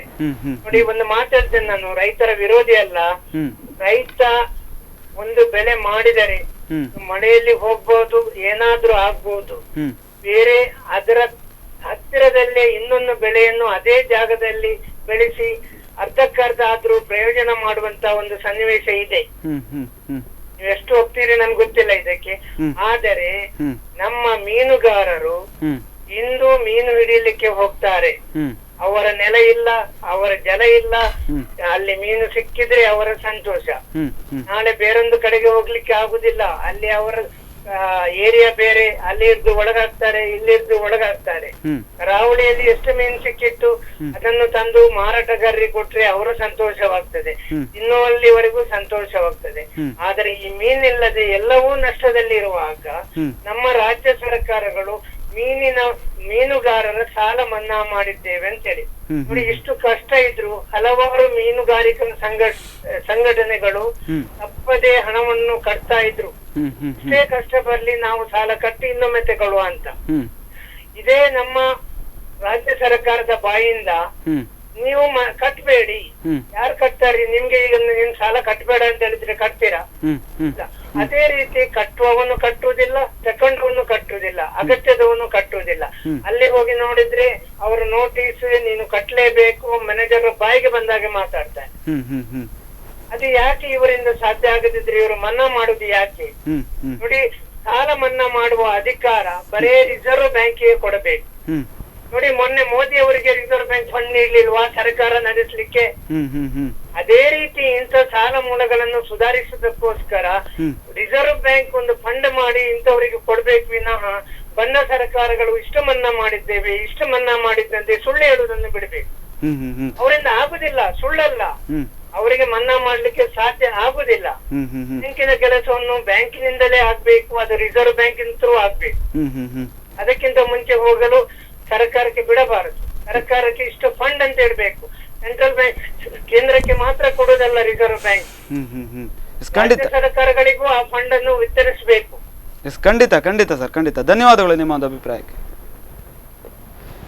ನೀವೀಗ ಮಾತಾಡ್ತಾ ಇದ್ವಿ, ಈ ಒಂದು ಮೊಗವೀರ ಕುಟುಂಬಗಳು ಮಾತ್ರ ಮೀನನ್ನ ಹಿಡಿಯೋದಿಲ್ಲ, ಸಾಕಷ್ಟು ಕುಟುಂಬಗಳು ಕೂಡ ಮೀನುಗಾರರ ಅಂದ್ರೆ ಮೊಗವೀರ ಕುಟುಂಬದ ಜೊತೆ ಬಂದು ಮೀನುಗಾರಿಕೆಯನ್ನ ಮಾಡ್ತಾರೆ. ಅದಕ್ಕೆ ಹೇಳುದು ಮೀನುಗಾರರು ಅಂದ್ರೆ ಅದು ವೃತ್ತಿ ಮೊಗವೀರರಿಗೆ ಅಂದಲ್ಲ. ಈಗ ನೋಡಿ, ಈಗ ಎಲ್ಲಿ ಆಗಲಿ ಯಾವುದೇ ಒಂದು ಬೋಟ್ ಇರ್ಲಿ, ದೋಣಿ ಇರ್ಲಿ, ಅದು ಎಲ್ಲ ಜಾತಿಯವರು ಇದ್ದಾರೆ ಕಸುಬು ಮಾಡಿಕೊಂಡು. ಅಂತವರನ್ನು ಮೀನುಗಾರರು ಅಂತ ಕರೆಯುದು. ಅದೇ ಖಂಡಿತ. ಹಾಗೆ ನೋಡ್ತಾ ಹೋದ್ರೆ ಸಾಕಷ್ಟು ಸಮಸ್ಯೆಗಳಿದೆ ಅಂತಂದ್ರೆ ಕೇವಲ ಮೊಗವೀರ ಕುಟುಂಬಗಳಿಗೆ ಮಾತ್ರ ಅಲ್ಲ, ಈ ಒಂದು ಮೀನುಗಾರಿಕೆಯನ್ನು ಕರಾವಳಿ ಭಾಗಕ್ಕೆ ಸಮಸ್ಯೆ ಇದೆ. ಯಾಕಂದ್ರೆ ಅಲ್ಲಿಂದವೇ ದುಡ್ಡು ಬರೋದು, ಅಲ್ಲಿಂದವೇ ಅದು ರೊಟೇಷನ್ ಆಗುದು. ಮೀನುಗಾರರು ಮೀನು ಹಿಡಿದ್ರೆ ಅವನೋಗಿ ಡೈರೆಕ್ಟ್ ಮಾರ್ಕೆಟಿಗೆ ಹಾಕುದಿಲ್ಲ, ಅಲ್ಲಿ ಮಹಿಳೆಯರು ಹೋಗಿ ಮೀನನ್ನು ಮಾರ್ತಾರೆ, ಉದ್ಯಮಿಗಳು ಅದನ್ನು ಪರ್ಚೇಸ್ ಮಾಡ್ತಾರೆ, ಅವರು ಹೋಗಿ ಸ್ಪ್ರೆಡ್ ಮಾಡ್ತಾರೆ, ಮತ್ತೆ ಆ ದುಡ್ಡು ಬಂದ್ರೆ ರೊಟೇಷನ್ ಆಗ್ತದೆ. ಈಗ ಹೇಗೆ ನಮ್ಮ ಉಡುಪಿ ಜಿಲ್ಲೆಯಲ್ಲಿ ಮರಳುಗಾರಿಕೆ ಇಲ್ಲದೆ ಹೇಗೆ ರೊಟೇಷನ್ ನಿಂತಿದೆ, ಅದೇ ರೀತಿ ಮೀನು ಸಹ ಇಟ್ ಇಸ್ ಮೇಜರ್ ಇಕಾನಮಿಗೆ ಮೇಜರ್ ಕಾಂಟ್ರಿಬ್ಯೂಷನ್ ಕರಾವಳಿ ಭಾಗದಲ್ಲಿ ಫಿಶಿಂಗ್. ಸೊ ಆ ದುಡ್ಡೇ ಬರಲಿಲ್ಲ ಅಂದ್ರೆ, ಆ ಫಿಶೇ ಬರಲಿಲ್ಲ ಅಂದ್ರೆ ಅಲ್ಲಿ ರೊಟೇಷನ್ ಆಗಲ್ಲ, ದುಡ್ಡು ಆ ಕಡೆ ಈ ಕಡೆ ಬಿಸ್ನೆಸ್ಸೇ ಆಗೋದಿಲ್ಲ. ಸೊ ಎಲ್ರಿಗೂ ಸಂಕಷ್ಟ ಇದೆ ಇವತ್ತು, ಮೀನುಗಾರರಿಗೆ ಒಬ್ಬರಿಗಲ್ಲ, ಇಡೀ ಕರಾವಳಿ ಜನತೆಗೆ ಇಲ್ಲಿ ಸಂಕಷ್ಟ ಆಗಿದೆ. ಎಸ್ ಖಂಡಿತ. ಒಂದು ಕರೆ ಇದೆ. ಹಲೋ ಸರ್, ನಮಸ್ತೆ ಸರ್, ಎಲ್ಲಿಂದ ಕರೆ ಮಾಡ್ತಾ ಇದ್ದೀರಿ? ನಿಮ್ಮ ಹೆಸರು? ಎಸ್ ಹೇಳಿ ಸರ್. ಮೀನುಗಾರರ ಸಂಕಷ್ಟದ ವಿಚಾರವಾಗಿ ಮಾತಾಡ್ತಾ ಇದ್ವಿ, ಅವರಿಗೂ ಕೂಡ ಪರಿಹಾರಗಳು ಬೇಕು ಅನ್ನುವಂತ ಒಂದು ವಿಚಾರವಾಗಿ ನಿಮ್ಮ ಒಂದು ಅಭಿಪ್ರಾಯ? ನೋಡಿದರು, ಮೀನುಗಾರರು ಅವ್ರ ಕಡಲಿಗೆ ಹೋಗಿಲ್ಲ ಮೀನು ಹಿಡ್ಕೊಂಡ್ ಬರ್ತಾರೆ. ಒಂದು ದೊಡ್ಡ ಒಂದು ಕೆಲಸ ಅದು. ತಮ್ಮ ಪ್ರಾಣವನ್ನೆಲ್ಲ ಇದಲ್ಲಿಟ್ಟು ಕಡಲಿನ ಅಲೆಗಳಿಗೆಲ್ಲ ತಮ್ಮ ಜೀವ ಕೊಟ್ಟು ಮೀನು ತರ್ತಾರೆ. ಮತ್ತೆ ನನ್ನ ಅಭಿಪ್ರಾಯ ಏನಂದ್ರೆ, ಈಗ ನೋಡಿ ನಮ್ದು ಉಡುಪಿಗೆ ಐಡೆಂಟಿಫೈ ಮಾಡುವಂತ ಬಿಸ್ನೆಸ್ ಇನ್ಕಮ್ ಇರೋದು ಫಿಶಿಂಗ್ ಅಲ್ಲಿ ಮಾತ್ರ. ಖಂಡಿತ. ಅದಕ್ಕೆ ಬೇಕಾಗುವಂತ ಸವಲತ್ತು ಮತ್ತೆ ನಮ್ದು ಸಾಲ ಮನ್ನಾ, ಕೆಲವರಿಗೆಲ್ಲ ಪ್ರಮೋಟ್ ಮಾಡ್ಲಿಕ್ಕೆ ಅಂತ ಸ್ಕೀಮ್ ಎಲ್ಲ ಇರ್ತದಲ್ಲ ಗವರ್ಮೆಂಟ್ ಇಂದ, ಕೇಂದ್ರದಿಂದ ಇರ್ಬೋದು ರಾಜ್ಯದಿಂದ, ಸರಿಯಾಗಿ ಬರ್ತಾ ಇಲ್ಲ ಅಂತ ನನ್ನ ಅಭಿಪ್ರಾಯ. ಕೆಲವೆಲ್ಲ ಪ್ರಾಜೆಕ್ಟ್ ಹಾಕ್ತಾರೆ ನಮ್ಮ ಸರ್ಕಾರದವರು, ನಮ್ಗೆ ಏನು ಬೇಡ ಅಂತ ಪ್ರಾಜೆಕ್ಟ್ ಅನ್ನು ಇಂಪ್ಲಿಮೆಂಟ್ ಮಾಡ್ತಾರೆ. ಅದಕ್ಕೆ ಎಷ್ಟೊಂದು ಹಣ, ಕೋಟಿ ಗಟ್ಟಲೆ, ಸಾವಿರ ಹಣ ಎಲ್ಲ ಹಾಕಿರ್ತಾರೆ. ಈಗ ನೋಡಿ, ನೀವು ಕೇಳ್ತಾ ಇರ್ಬೋದು ಶರಾವತಿ ಅದು ಅಂತ ಬೆಂಗಳೂರಿಗೆ ತಿರುವು ಯೋಜನೆ ಅಂತ ಯೋಜನೆ ಬೇಕಾಗಿಲ್ಲ. ನೋಡಿ, ಯಾವ್ದು ಬೇಕು ಅದನ್ನು ಮಾಡುದಿಲ್ಲ. ಖಂಡಿತ. ಯಾವ ಪಕ್ಷ ಅಂತ ಹೇಳುದಿಲ್ಲ, ನಾನು ನೇರವಾಗಿ ಹೇಳ್ತೇನೆ, ಇರ್ರೆಸ್ಪೆಕ್ಟಿವ್ ಪಾರ್ಟಿಗಳು ಇರಬೇಕು. ಈಗ ನೋಡಿ, ಉಡುಪಿಯಲ್ಲಿ ಬೇರೆ ಇಂಡಸ್ಟ್ರಿ ಇಲ್ಲ. ಫಿಶಿಂಗ್ ಆದ್ರೆ ಕ್ಯಾಶ್ ಫ್ಲೋ ಆಗ್ತದೆ, ಬಿಸ್ನೆಸ್ ಆಗ್ತದೆ, ರೊಟೇಷನ್ ಆಗ್ತದೆ, ಎಲ್ರಿಗೂ ಕೆಲಸ ಸಿಗ್ತದೆ. ಈಗ ನಾವು ಅದನ್ನೇ ನಂಬ್ಕೊಂಡಿರೋದು ಎಲ್ಲರೂ, ಫಿಶಿಂಗ್ ಮಲ್ಪೆ ಅಂದ್ರೆ ಫಿಶಿಂಗ್, ಆ ರೀತಿ ಉಂಟು. ಖಂಡಿತ. ಅದಕ್ಕೆ ಬದ್ರೆ ಮತ್ತೆ ನಾವ್ ಏನ್ ಮಾಡುದು ಹೇಳಿ, ಏನ್ ತಿನ್ನೋದು? ಖಂಡಿತ. ಅದಕ್ಕೋಸ್ಕರ ಸರ್ಕಾರ ನೋಡಿ ಸೂಕ್ತ ಕ್ರಮ ಕೈಗೊಂಡ್ರೆ ಒಳ್ಳೇದು. ಯಾವ್ದು ಬೇಕು ಅಂತ ಪ್ರಾಜೆಕ್ಟ್ ನಮ್ಗೆ ಬರ್ಬೇಕು ಸರ್. ಬೇಡದಿದ್ದು ಪ್ರಾಜೆಕ್ಟ್ ಅನ್ನು ಬಲವಂತವಾಗಿ ಏರಿ ಅಲ್ಲಿ ಪರಿಸರ ಹಾಳು ಮಾಡುದು, ಅಲ್ಲಿ ಜನರದೆಲ್ಲ ಇದೆಲ್ಲ ವಿರೋಧ ಕಟ್ಕೊಳ್ಳೋದು ಅಂತ ಪ್ರಾಜೆಕ್ಟ್ ನಮ್ಗೆ ಬೇಕಾಗಿಲ್ಲ. ಯಾವ ಪ್ರಾಜೆಕ್ಟ್ ಬೇಕಾಗಿಲ್ಲ ಅಂತ. ಎಸ್ ಖಂಡಿತ. ನಮ್ಮ ಕೂಗು ಅದೇ, ನಮಗೆ ಅಂದ್ರೆ ಕರಾವಳಿಯಲ್ಲಿ ಮೀನುಗಾರರ ಕುಟುಂಬಗಳು ಸುಭಿಕ್ಷವಾಗಿದ್ರೆ ಆ ಕರಾವಳಿ ಸುಭಿಕ್ಷವಾಗಿರುತ್ತೆ ಅಂತ. ಎಸ್ ಖಂಡಿತ ಸರ್, ಧನ್ಯವಾದ. ಮತ್ತೆ ಗೊತ್ತುಂಟ, ಈಗ ಅವರು ಮಾಡುವಷ್ಟು ಕೆಲಸ ಉಂಟಲ್ಲ, ಬೇರೆ ಯಾರು ಮಾಡ್ತಾರೆ ಹೇಳಿ? ಮೀನುಗಾರರಿಗೆ ಇರುವಷ್ಟು ಅಷ್ಟು ಧೈರ್ಯ, ಅಲ್ಲಿ ಕಡಲ ಮೀನು ಹಿಡಿದು ತರ್ತಾರೆ. 15 ದಿನ 20 ದಿನ ಅಲ್ಲಿ ಅವರು ಊಟ ತಿಂಡಿ ಎಲ್ಲ ಅಲ್ಲೇ ಮಾಡ್ಕೊಂಡು ಹ್ಮ್ ಅವ್ರಿಗೆ ಏನ್ ನೋಡಿ ಏನೆಲ್ಲ ಫೆಸಿಲಿಟಿಗೆ ಬೇರೆ ಕಂಟ್ರಿ ಸಿಗ್ತದೆ ಅಂತ ಕೊಡ್ಬೋದಲ್ಲ. ಉಂಟು ಸರ್, ಎಲ್ಲರೂ ಕಟ್ತಾರೆ, ಪ್ರತಿಯೊಬ್ಬರು ತೆರಿಗೆ ಕಟ್ತಾರೆ ಅಂತ ಹಿಂದೂದಲ್ಲಿ ಹೇಳಿ ನೋಡಿ ಟ್ರಾಫಿಕ್ ಇದೆಲ್ಲ ಬೇಡದೆಲ್ಲ ಮಾಡ್ತಿದ್ದಾರೆ. ಅದೆಲ್ಲಕ್ಕೆ ನಮ್ಮನ್ನ ಡೈವರ್ಟ್ ಮಾಡ್ತಿದ್ದಾರೆ ಅವರು. ಖಂಡಿತ ಸರ್, ಎಲ್ರಿಗಂತ ಒಗ್ಗಟ್ಟಾಗಿದ್ದು ಉಂಟಲ್ಲ, ನಾವು ಹೋರಾಟ ಮಾಡಿದ್ರೆ ನಮ್ಗೆ ಜಯ ಸಿಗ್ತದೆ. ಖಂಡಿತ ಸರ್, ಧನ್ಯವಾದಗಳು ಸರ್ ನಿಮ್ಮ ಒಂದು ಅಭಿಪ್ರಾಯಕ್ಕೆ. ಅವರು ಹೇಳಿದ್ರು, ಒಂದು ಕುಟುಂಬದಿಂದ ಒಬ್ಬ ಮೀನುಗಾರ ಮೀನುಗಾರಿಕೆಗೆ ಹೊರಟ್ರೆ ಬಹುಶಃ 8 ದಿನ 10 ದಿನ 15 ದಿನ ಹೀಗೆ ಮೀನುಗಾರಿಕೆಯನ್ನು ಮಾಡ್ತಾ ಹೋಗ್ತಾರೆ. ಆ ನಿಟ್ಟಿನಲ್ಲಿ ಅವರು ನೋಡ್ತಾ ಹೋದ್ರೆ ಒಂದು ಸಾವು ನೋವನ್ನು ಕೂಡ ಲೆಕ್ಕಿಸದೆ ಒಂದು ಕುಟುಂಬದ ನಿರ್ವಹಣೆಗೋಸ್ಕರ ಒಂದು ದಿನನಿತ್ಯದ ಒಂದು ಜೀವನವನ್ನು ಹೇಗೋ ತೆಗಿಬೇಕು ಅಂತ ಮೀನುಗಾರಿಕೆಯನ್ನು ಮಾಡ್ತಾರೆ. ಆ ನಿಟ್ಟಿನಲ್ಲಿ ಹೇಳೋದಾದ್ರೆ ಆ ಒಂದು ಮೀನುಗಾರರ ಕುಟುಂಬಗಳು ಸುಭಿಕ್ಷವಾಗಿದ್ರೆ ಇಡೀ ಕರಾವಳಿ ಸುಭಿಕ್ಷವಾಗಿರುತ್ತೆ. ಇಡೀ ಆರ್ಥಿಕತೆ ಬೆನ್ನೆಲುಬು ಕರಾವಳಿಯ. ಆದರೆ ಮೀನುಗಾರರ ಕುಟುಂಬಗಳಿಗೆ ಇಷ್ಟೊಂದು ಸಮಸ್ಯೆಗಳು ಪದೇ ಪದೇ ಆಗ್ತಾ ಇದ್ರು ಕೂಡ ಯಾವುದೇ ಪಕ್ಷದ ಯಾವುದೇ ಸರ್ಕಾರ ಆಗಲಿ ಯಾಕೆ ಆ ಒಂದು ಸಮಸ್ಯೆಯನ್ನು ಬಗೆಹರಿಸುವಂಥ ಒಂದು ನಿಟ್ಟಿನಲ್ಲಿ ಪ್ರಯತ್ನವನ್ನು ಮಾಡ್ತಾ ಇಲ್ಲ ಅಂತ. ಅಲ್ಲ, ಸಣ್ಣ ಪುಟ್ಟ ಪ್ರಯತ್ನ ಮಾಡಿದ್ದಾರೆ, ಆದರೆ ಈ ಸಲದ್ದು ತೀವ್ರತೆ ತುಂಬ ಇದೆ. ಇವತ್ತು ನಾಯಕರು ಮಾತ್ರ ಯಾರು ಹೆಚ್ಚಿನ ನಾಯಕರು ಮಾತಾಡ್ತಿಲ್ಲ. ಈಗ ನಾವು ಈ ಒಂದು ಕೂಗು ಶುರು ಮಾಡಿದ್ದು ಅಷ್ಟೇ, ಎಲ್ಲರೂ ಒಗ್ಗಟ್ಟಾಗಬೇಕು. ಅವ್ರು ಹೇಳಿದ್ರು ನೋಡಿ, ಒಗ್ಗಟ್ಟಾಗಿ ಹೋರಾಟ ಮಾಡಿದ್ರೆ ಖಂಡಿತವಾಗ್ಲೂ ಫಲ ಸಿಗ್ತದೆ ಅಂತೇಳಿ.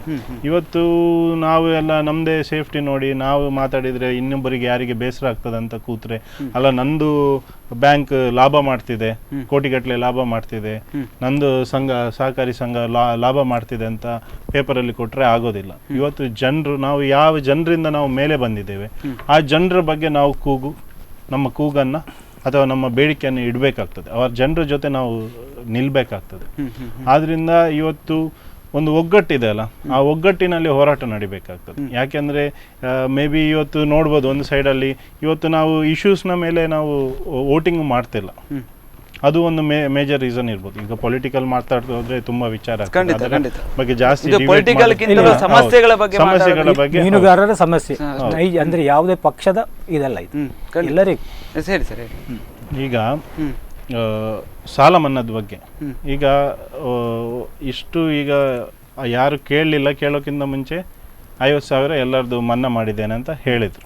ಆದರೆ ಈಗ ಇಲ್ಲಿ ತನಕ ಅದು ಆದೇಶ ಬರಲೇ ಇಲ್ಲ. ಈ ಸಮಸ್ಯೆ ಇರುವಾಗ ಜನರು ಎಲ್ಲಿಗೆ ಹೋಗ್ಬೇಕು? ಈಗ ನಮ್ಮ ಒಂದು ಲೋಕಲ್ ಆಗಿ ಒಂದು ಬೇಡಿಕೆ ಇತ್ತು. ಈಗ ಹೆಜ್ಮಾಡಿ, ಪಡುಬಿದ್ರಿ, ಯರ್ಮಾಳ್ ಬಡ ತನಕ ಈಗ ಅದಾನಿ UPCL ಏನಿದೆ ಅವರೊಂದು ಪೈಪ್ಲೈನ್ ಹಾಕಿದ್ರು. ಪೈಪ್ಲೈನ್ ಹಾಕಿ ಅದರಿಂದ ಪಕ್ಕದ ಮೀನುಗಾರಿಕೆಗೆ ತೊಂದರೆ ಆಗ್ತದೆ ಅಂತ ಹೇಳಿ ಒಂದು 3 ಕೋಟಿ ಚಿಲ್ಲರೆ ಪರಿಹಾರವನ್ನು ಬಿಡುಗಡೆ ಮಾಡಿದರು. ವಿನಯ್ ಕುಮಾರ್ ಸೊರಕೆ ಅವರು ಶಾಸಕರಿದ್ದಾಗ, ಮೊನ್ನೆ ಪ್ರಮೋದ್ ಮಧುರಾಜ್ ಅವರು ಮೀನುಗಾರಿಕಾ ಜಿಲ್ಲಾ ಉಸ್ತುವಾರಿ ಸಚಿವರು ಇರುವಾಗ ಒಂದು ಅದಾನಿಯಿಂದ 3.25 ಕೋಟಿ ಪರಿಹಾರ ವಿತರಣೆ ಆಗಿತ್ತು. ಪ್ರತಿಯೊಬ್ಬ ಮೀನುಗಾರರಿಗೂ 1 ಲಕ್ಷ ವಿತರಣೆ ಆಗಿತ್ತು. ಅದಾದ್ಮೇಲೆ ಹೌದು, ಕೈರಂಪನಿ ಅವರಿಗೆ. ಅದಾದ್ಮೇಲೆ ಇನ್ನೊಮ್ಮೆ ಮಾತುಕತೆ ನಡೆಸಿ ಬೇರೆ ಯಾರು ಬಿಟ್ಟು ಹೋಗಿದ್ದಾರೆ ಅವರಿಗೆಂತ ಒಂದು 5 ಕೋಟಿ ಅನ್ನ ಬಿಡುಗಡೆ ಮಾಡಿದೆ. ಅಂದರೆ ಕಂಪನಿಯಿಂದ ಸ್ಯಾಂಕ್ಷನ್ ಆಗಿದೆ, ಆದರೆ ಜನರಿಗೆ ಇನ್ನೂ ವಿತರಣೆ ಆಗಲಿಲ್ಲ. ಅದರಲ್ಲಿ ತುಂಬ ಸಮಸ್ಯೆ, ಹಲವಾರು ಬೇಡಿಕೆಗಳು ಬಂತು. ಆದರೆ ಇವತ್ತು ಈ ಪರಿಸ್ಥಿತಿಯಲ್ಲಿ ಈಗ ಅಲ್ಲಿಯ ಸ್ಥಳೀಯ ಮೀನುಗಾರರಿಗೆ ಅದನ್ನು ಈಗ ನಮ್ಮ ಶಾಸಕರು ಇರ್ಬೋದು, ಮೀನುಗಾರಿಕೆ ನೂತನವಾದಂಥ ಸಚಿವರು ಇರ್ಬೋದು, ಮುತುವರ್ಜಿ ವಹಿಸಿ ಜನರ ಬಗ್ಗೆ ಮುತುವರ್ಜಿ ವಹಿಸಿ ಇವತ್ತು ಸನ್ಮಾನಕ್ಕೆ ಹಿಂದೆ ಹೋದರೆ ಆಗಲ್ಲ. ಜನರ ಬೇಡಿಕೆಗಳ, ಜನರ ಏನು ಸಂಕಷ್ಟ ಇದೆ ಅದಕ್ಕೆ ಅವರು ಸ್ಪಂದಿಸಬೇಕಾಗ್ತದೆ. ಈಗ 5 ಕೋಟಿ ರೂಪಾಯಿ ಇದೆ, ಅದನ್ನು ಅವರು ವಿತರಿಸುವಂಥ ಕೆಲಸ ಮಾಡಿದರೆ ಇವತ್ತು ಮುಳುಗುವವನಿಗೆ ಹುಲ್ಲಿನ ಆಸರೆ ಎಂಬಾಗೆ ಒಂದು ಜನರಿಗೆ ಈ ಕಷ್ಟದ ಪರಿಸ್ಥಿತಿಯಲ್ಲಿ ಒಂದೊತ್ತು ಊಟ ಮಾಡಲಿಕ್ಕೆ ಅಲ್ಲಿ ಆಗ್ತದೆ. ಇಲ್ಲದಿದ್ದರೆ ಇವತ್ತು ಸಾಲದ ಹೊರೆಯಲ್ಲಿ ನಾವು ಉದ್ರೇಕ ಮಾಡಲಿಕ್ಕೆ ಹೋಗಬಾರ್ದು. ಇಲ್ಲದಿದ್ದರೆ ಅವರೀಗ ಒಂದು ಮೀನುಗಾರರು ಇವತ್ತು ದೇವರಿಂದ ಎಜ್ ಖಂಡಿತ ತುಂಬ ಕಷ್ಟದ ಪರಿಸ್ಥಿತಿ ಇದೆ. ನಮ್ಮವರು ಜಾಸ್ತಿ ಮಾತಾಡಲ್ಲ, ಯಾರು ಜಾಸ್ತಿ ಮಾತಾಡಲ್ಲ. ಸರಿ ಆಗ್ಬೋದು, ನಾಳೆ ಸಿಗ್ಬೋದು, ನಾಳೆ ಸಿಗ್ಬೋದು ಅಂತ ಹಾಗೆ ಮುಂದಾಕಿದ್ದು ಬಂದಿದ್ದಾರೆ. ಆದರೆ ಇದು 7-8 ಮಂತ್ಸಿಂದ ಆಗ್ತದೆ. ಸೊ ಯಾರು ಬೇಕಿದ್ರು ಡೇಟಾ ತೆಗೆದು ನೋಡ್ಬೋದು. ಈ ನೀವು ಹೇಳಿದಾಗೆ ಕರಾವಳಿ ಭಾಗದಲ್ಲಿ ಈಗ ಹೋಟೆಲಲ್ಲೂ ಹೋದ್ರೂ ಈ ಫಿಶ್ ಬಂದರೆ ಎಲ್ಲ ಹೋಟೆಲ್ಗಳಲ್ಲಿ ಬಿಸ್ನೆಸ್ ಆಗ್ತದೆ. ಎಲ್ಲಿ ನೋಡಿದ್ರು ಮೀನು ಊಟದ್ದು ಟರ್ನ್ ಓವರ್ ಆಗ್ತದೆ, ಒಂಥರ ಚೈನ್ ಸಿಸ್ಟಮ್ ಇದ್ದಾಗೆ ಅಂತ. ಈ ಕುರಿತಾಗಿ ಕೂಡ ಮಾತಾಡ್ತೇನೆ ಒಂದು ವಿರಾಮದ ನಂತರ. ಈಗಾಗಲೇ ಮಾತಾಡ್ತಾ ಇರೋ ಹಾಗೆ ಕರಾವಳಿಯ ಒಂದು ಜಿಲ್ಲೆಗಳಲ್ಲಿ ಮೀನುಗಾರರ ಸಮಸ್ಯೆ ಜಾಸ್ತಿ ಆಗ್ತಾ ಇದೆ. ಆ ಕುರಿತಾಗಿ ಸರ್ಕಾರಗಳು ಎಚ್ಚೆತ್ತುಕೊಳ್ಬೇಕು. ಅಂತಂದ್ರೆ ಅವರು ಸಾಲ ಮನ್ನಾವನ್ನು ಮಾಡಿದ್ದಾರೆ, ಆದರೆ ಅದ್ರ ಸರಿಯಾಗಿ ಇಂಪ್ಲಿಮೆಂಟ್ ಆಗಬೇಕು. ಈಗಲೇ ಸಿಕ್ಕಿದ್ರೆ ಅವರ ಒಂದು ಕುಟುಂಬಗಳು ಒಂದು ರೀತಿಯಲ್ಲಿ ನೆಮ್ಮದಿಯಲ್ಲಿ ಉಸಿರಾಡುವಂಥ ಒಂದು ಪರಿಸ್ಥಿತಿ ನಿರ್ಮಾಣ ಆಗುತ್ತೆ ಅನ್ನುವಂಥ ಒಂದು ನಿಟ್ಟಿನಲ್ಲಿ ಮಾತಾಡ್ತಾ ಇದ್ವಿ. ಇನ್ನೂ ಕೂಡ ಸಾಕಷ್ಟು ಮಾತಾಡಲಿಕ್ಕಿದೆ. ಅದಕ್ಕೂ ಮುನ್ನ ಚಿಕ್ಕದೊಂದು ವಿರಾಮ.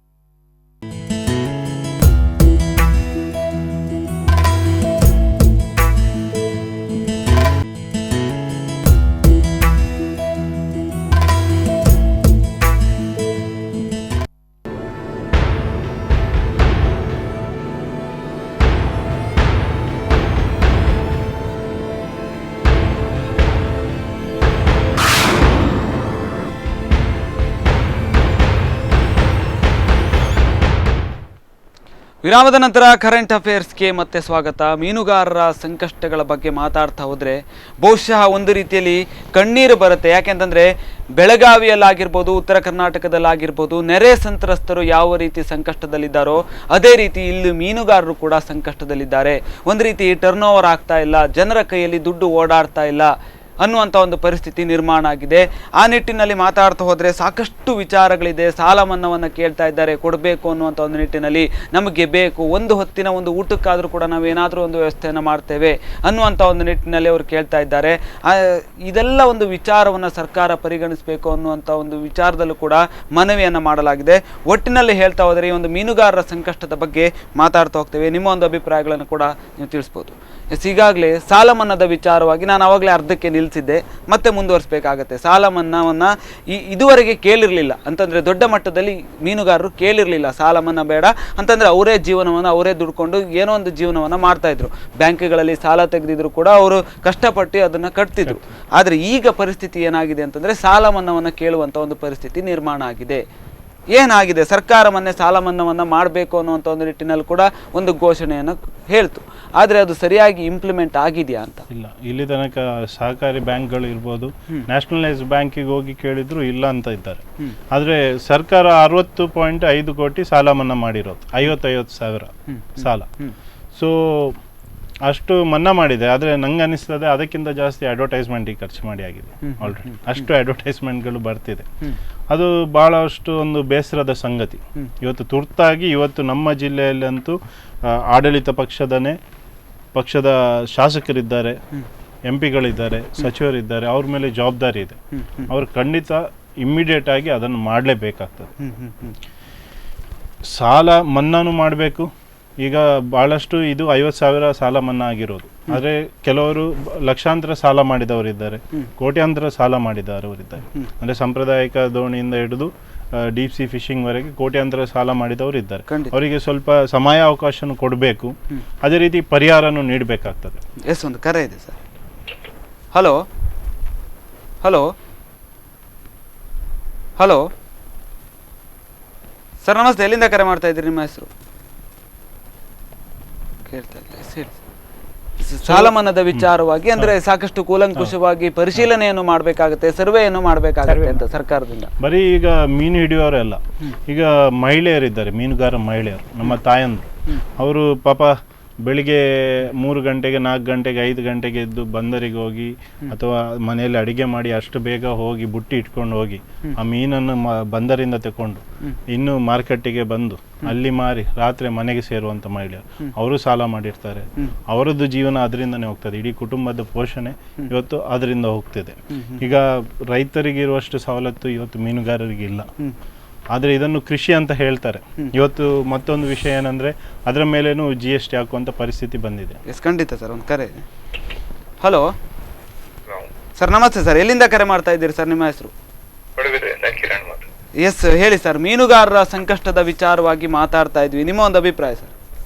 ಮೀನುಗಾರರ ಸಂಕಷ್ಟ ಇವಾಗ ಕ್ರಿಯೇಟ್ ಆಗಿರೋದೇ ಮತ್ಸ್ಯಕ್ಷಾಮದಿಂದ. ಸೊ ನನ್ನ ಅಭಿಪ್ರಾಯ ಪ್ರಕಾರ ನಾವು ಸಾಲ ಮನ್ನಾಗಳು ಅಥವಾ ಯಾವುದೋ ಒಂದು ಕಂಪನಿಗಳು ಕೊಡ್ತಿರುವಂತಹ ಪರಿಹಾರಗಳು ಇವೆಲ್ಲಕ್ಕೆ ನಾವು ಕಾನ್ಸಂಟ್ರೇಷನ್ ಕೊಡೋದಕ್ಕಿಂತಲೂ ಮತ್ಸ್ಯಕ್ಷಾಮ ಯಾಕೆ ಉಂಟಾಗಿದೆ, ಮತ್ಸ್ಯಕ್ಷಾಮದಿಂದ ಬೀದಿ ಗ್ರಾಸ್ ರೂಟ್ ಅಲ್ಲಿರುವಂತಹ ಮೀನುಗಾರ ಕುಟುಂಬಗಳಿಗೆ ಏನೆಲ್ಲ ಸಂಕಷ್ಟ ಎದುರಿಸಿದ್ದಾರೆ, ಯಾವ ಲೆವೆಲ್ ಅಲ್ಲಿ ಆ ಸಂಕಷ್ಟಗಳಿದೆ, ಇದನ್ನೆಲ್ಲ ನಾವು ಥಿಂಕ್ ಮಾಡುವಂತ ಅವಶ್ಯಕತೆ ಇದೆ. ಚರ್ಚೆಗಳು ಈ ಬಗ್ಗೆ ಆಗ್ಬೇಕು. ಯಾಕೆ ಒಂದು ಕಂಪನಿ ಒಂದು ಸರ್ಟನ್ ಸೆಟ್ ಆಫ್ ಮೀನುಗಾರರಿಗೆ ಪರಿಹಾರ ಕೊಡ್ತಿದ್ದಾರೆ ಅಂದ್ರೆ ಆ ಕಂಪನಿಯಿಂದ ಆ ಏರಿಯಾಗೆ ಏನೋ ಒಂದು ಇಫೆಕ್ಟ್ ಆಗಿದೆ ಅಂತ. ಇವಾಗ ಹವಾಮಾನ ವೈಪರೀತ್ಯ ಇದು ವೆರಿ ಸೀರಿಯಸ್ ಇಶ್ಯೂಸ್ ಮೀನುಗಾರಿಕೆಗೆ. ಇದನ್ನು ಯಾರಾದ್ರೂ ಕಾನ್ಸಂಟ್ರೇಟ್ ಕೊಟ್ಟು ಇದು ಎಷ್ಟು ಸೀರಿಯಸ್ ಇದೆ ಅಂತ ಅನಲೈಸೇಷನ್ ಎಲ್ಲ ಮಾಡ್ಕೊಂಡು ನೋಡಕ್ ಹೋದ್ರೆ ಗವರ್ಮೆಂಟ್ ಅಧಿಕಾರಿಗಳೆಲ್ಲ ಇದನ್ನೆಲ್ಲ ಮಾಡ್ಬೇಕು. ಮೀನುಗಾರಿಕೆ ಅನ್ನೋ ಸಪರೇಟ್ ಇಲಾಖೆನೇ ಇದೆ, CMFRI ಇದೆ, ಅಂದ್ರೆ ಮೀನುಗಾರಿಕೆ ಬಗ್ಗೆ ರಿಸರ್ಚ್ ಮಾಡುವಂತ ಇನ್ಸ್ಟಿಟ್ಯೂಟ್ಸ್ ಗಳಿವೆ. ನಮ್ದೇ ಜಿಲ್ಲೆಗಳಲ್ಲಿ ಇದೆ, 2 ಜಿಲ್ಲೆಗಳನ್ನು ಮಾಡಿದ್ರೆ ಇದೆ ನಮ್ಮಲ್ಲೇ ಕರಾವಳಿ ಭಾಗದಲ್ಲಿ.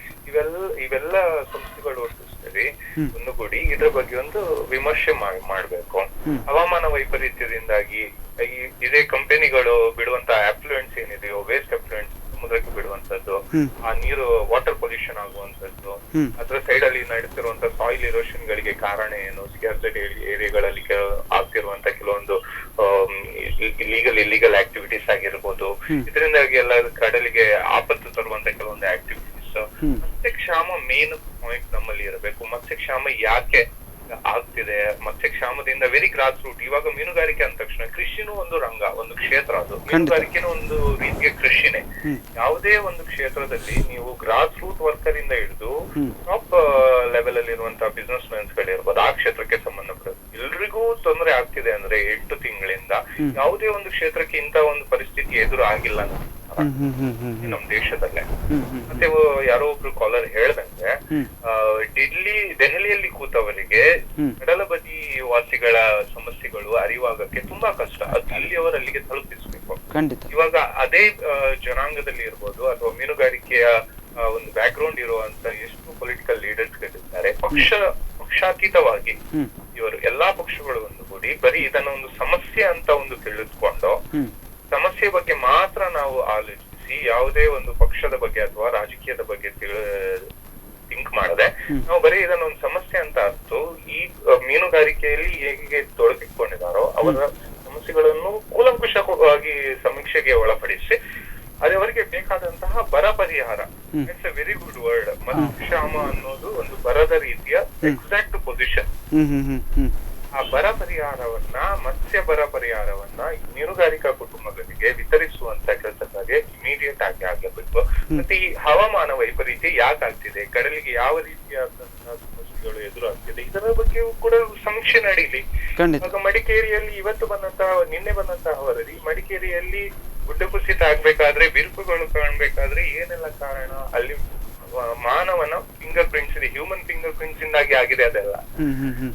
ಅದೇ ರೀತಿ ಇಲ್ಲಿ ಸಮುದ್ರಕ್ಕೆ ಕೂಡ ಸಮಸ್ಯೆಗಳು ಉಂಟಾಗಿರೋದು ಮಾನವನ ಕೆಲವೊಂದು ಕೃತ್ಯಗಳಿಂದ ಆಗಿರ್ಬೋದು. ಹವಾಮಾನ ವೈಪರೀತ್ಯದಿಂದಾಗಿ ಈ ಹಿಂದೆ ಕಂಡು ಬಂದಂತಹ ಮೀನಿನ ಸಂತತಿಗಳೆಲ್ಲ ನಾಶ ಆಗ್ತಿದೆ.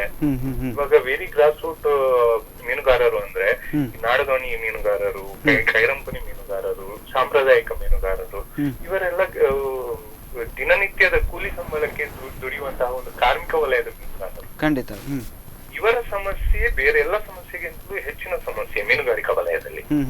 ಇದರ ಬಗ್ಗೆ ಆದಷ್ಟು ಚರ್ಚೆಗಳಾಗಬೇಕು. ಮತ್ತೆ ಬರ ಪರಿಹಾರ ಕಡಾಖಂಡಿತವಾಗಿ ಸಿಗಲೇಬೇಕು. ಎಸ್, ಖಂಡಿತ ಸರ್. ನಿಮ್ಮ ಒಂದು ಅಭಿಪ್ರಾಯಕ್ಕೆ ಧನ್ಯವಾದಗಳು ಸರ್. Thank you.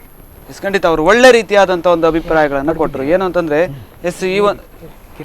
ಈ ಒಂದು ವಿಚಾರವಾಗಿ ಅವರು ಸಾಕಷ್ಟು ಅಂದರೆ ಏನು ಸಮಸ್ಯೆಗಳಿದೆ, ನಾಡದೋಣಿ ಮೀನುಗಾರರಿಗೆ ಇರ್ತಕ್ಕಂಥ ಸಮಸ್ಯೆಗಳು, ಸಾಂಪ್ರದಾಯಿಕ ಮೀನುಗಾರರಿಗೆ ಇರ್ತಕ್ಕಂಥ ಸಮಸ್ಯೆಗಳು, ಅದೇ ರೀತಿಯಲ್ಲಿ ಕೈರಂಪನಿ ಮೀನುಗಾರರಿಗೆ ಇರ್ತ ಸಮಸ್ಯೆಗಳು, ಮತ್ತು ಕೇಂದ್ರದಲ್ಲಿ ಮತ್ತು ರಾಜ್ಯದಲ್ಲಿ ನೋಡ್ತಾ ಹೋದರೆ ಕೂಲಂಕುಷವಾದಂಥ ರೀತಿಯಲ್ಲಿ ಸಮೀಕ್ಷೆಗಳಾಗ್ತಾ ಇಲ್ಲ. ಅಂದರೆ ಯಾವುದೇ ಒಂದು ಪಕ್ಷ ಇರಲಿ, ನಾನು ಪಕ್ಷದ ಬಗ್ಗೆ ಮಾತಾಡ್ತಾ ಇಲ್ಲ, ಆ ಒಂದು ಆಡಳಿತ ವರ್ಗ ಆಗಿರ್ಬೋದು ಅಥವಾ ಅಧಿಕಾರಿಗಳಾಗಿರ್ಬೋದು, ಅಧಿಕಾರಿಗಳು ಹೆಚ್ಚಿನಾಗಿ ಅವರೇ ಆಗಿರ್ತಾರೆ. ಈಗ ಹಲವಾರು ಇನ್ಸ್ಟಿಟ್ಯೂಟ್ಗಳಿವೆ, ಅವ್ರು ಹೇಳಿದಾಗೆ CMFR ಇರ್ಬೋದು ಅಥವಾ ಫಿಶಿಂಗ್ ಬೋರ್ಡ್ಸ್ಗಳಾಗಿರ್ಬೋದು, ಕೋಸ್ಟಲ್ ಡೆವಲಪ್ಮೆಂಟ್ ಅಥಾರಿಟಿ ಆಗ್ಬೋದು, ಅಥವಾ ಅದಕ್ಕಿಂತ ಹೆಚ್ಚಿನ ಸೈಂಟಿಸ್ಟ್ಗಳು ಇದ್ದಾರೆ.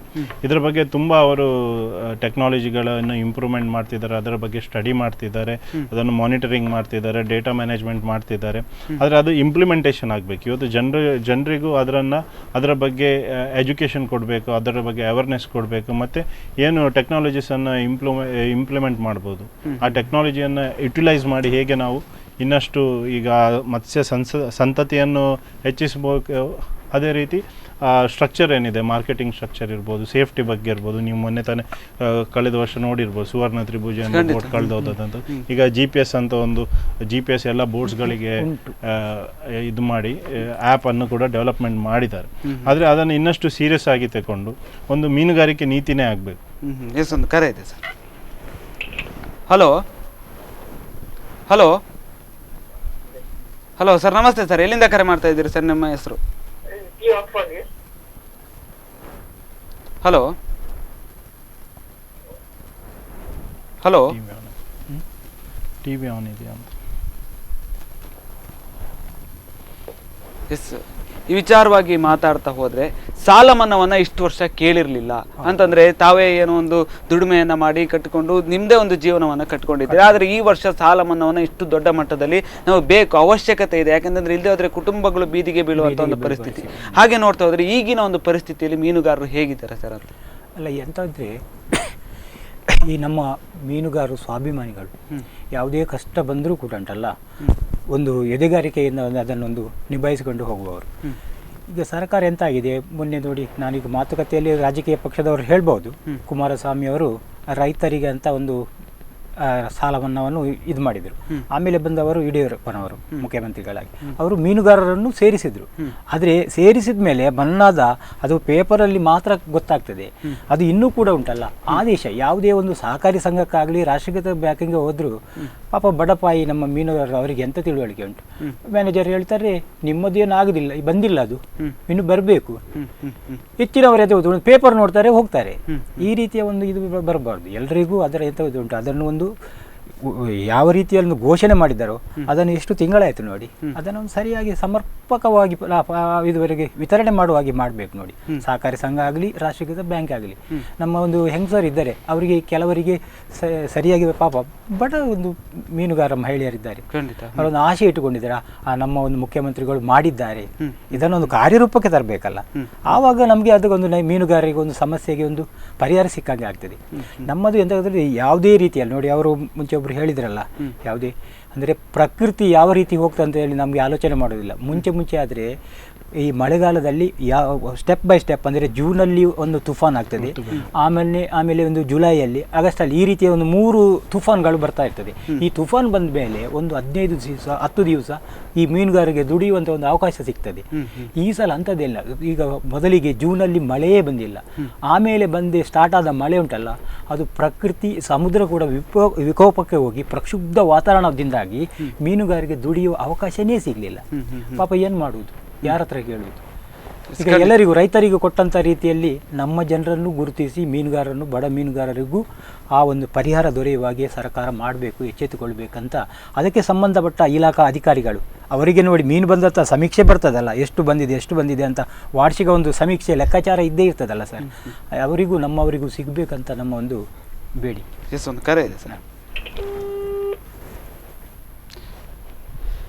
ಸಂಪರ್ಕ ಕಡಿತ ಆಗಿದೆ. ಈಗಾಗಲೇ ಮಾತಾಡ್ತಾ ಇರುವಾಗೆ ನೀವು ಇನ್ನು ಸಂಶೋಧನೆಗಳ ಅಗತ್ಯ ಇದೆ, ಅದೇ ರೀತಿಯಲ್ಲಿ ಅಧಿಕಾರಿಗಳು ಬಂದು ಇದನ್ನು ಕೂಲಂಕುಷವಾಗಿ ಪರಿಶೀಲನೆಯನ್ನು ಮಾಡಬೇಕು ಅಂತೆಲ್ಲ ಹೇಳಿದ್ರಿ.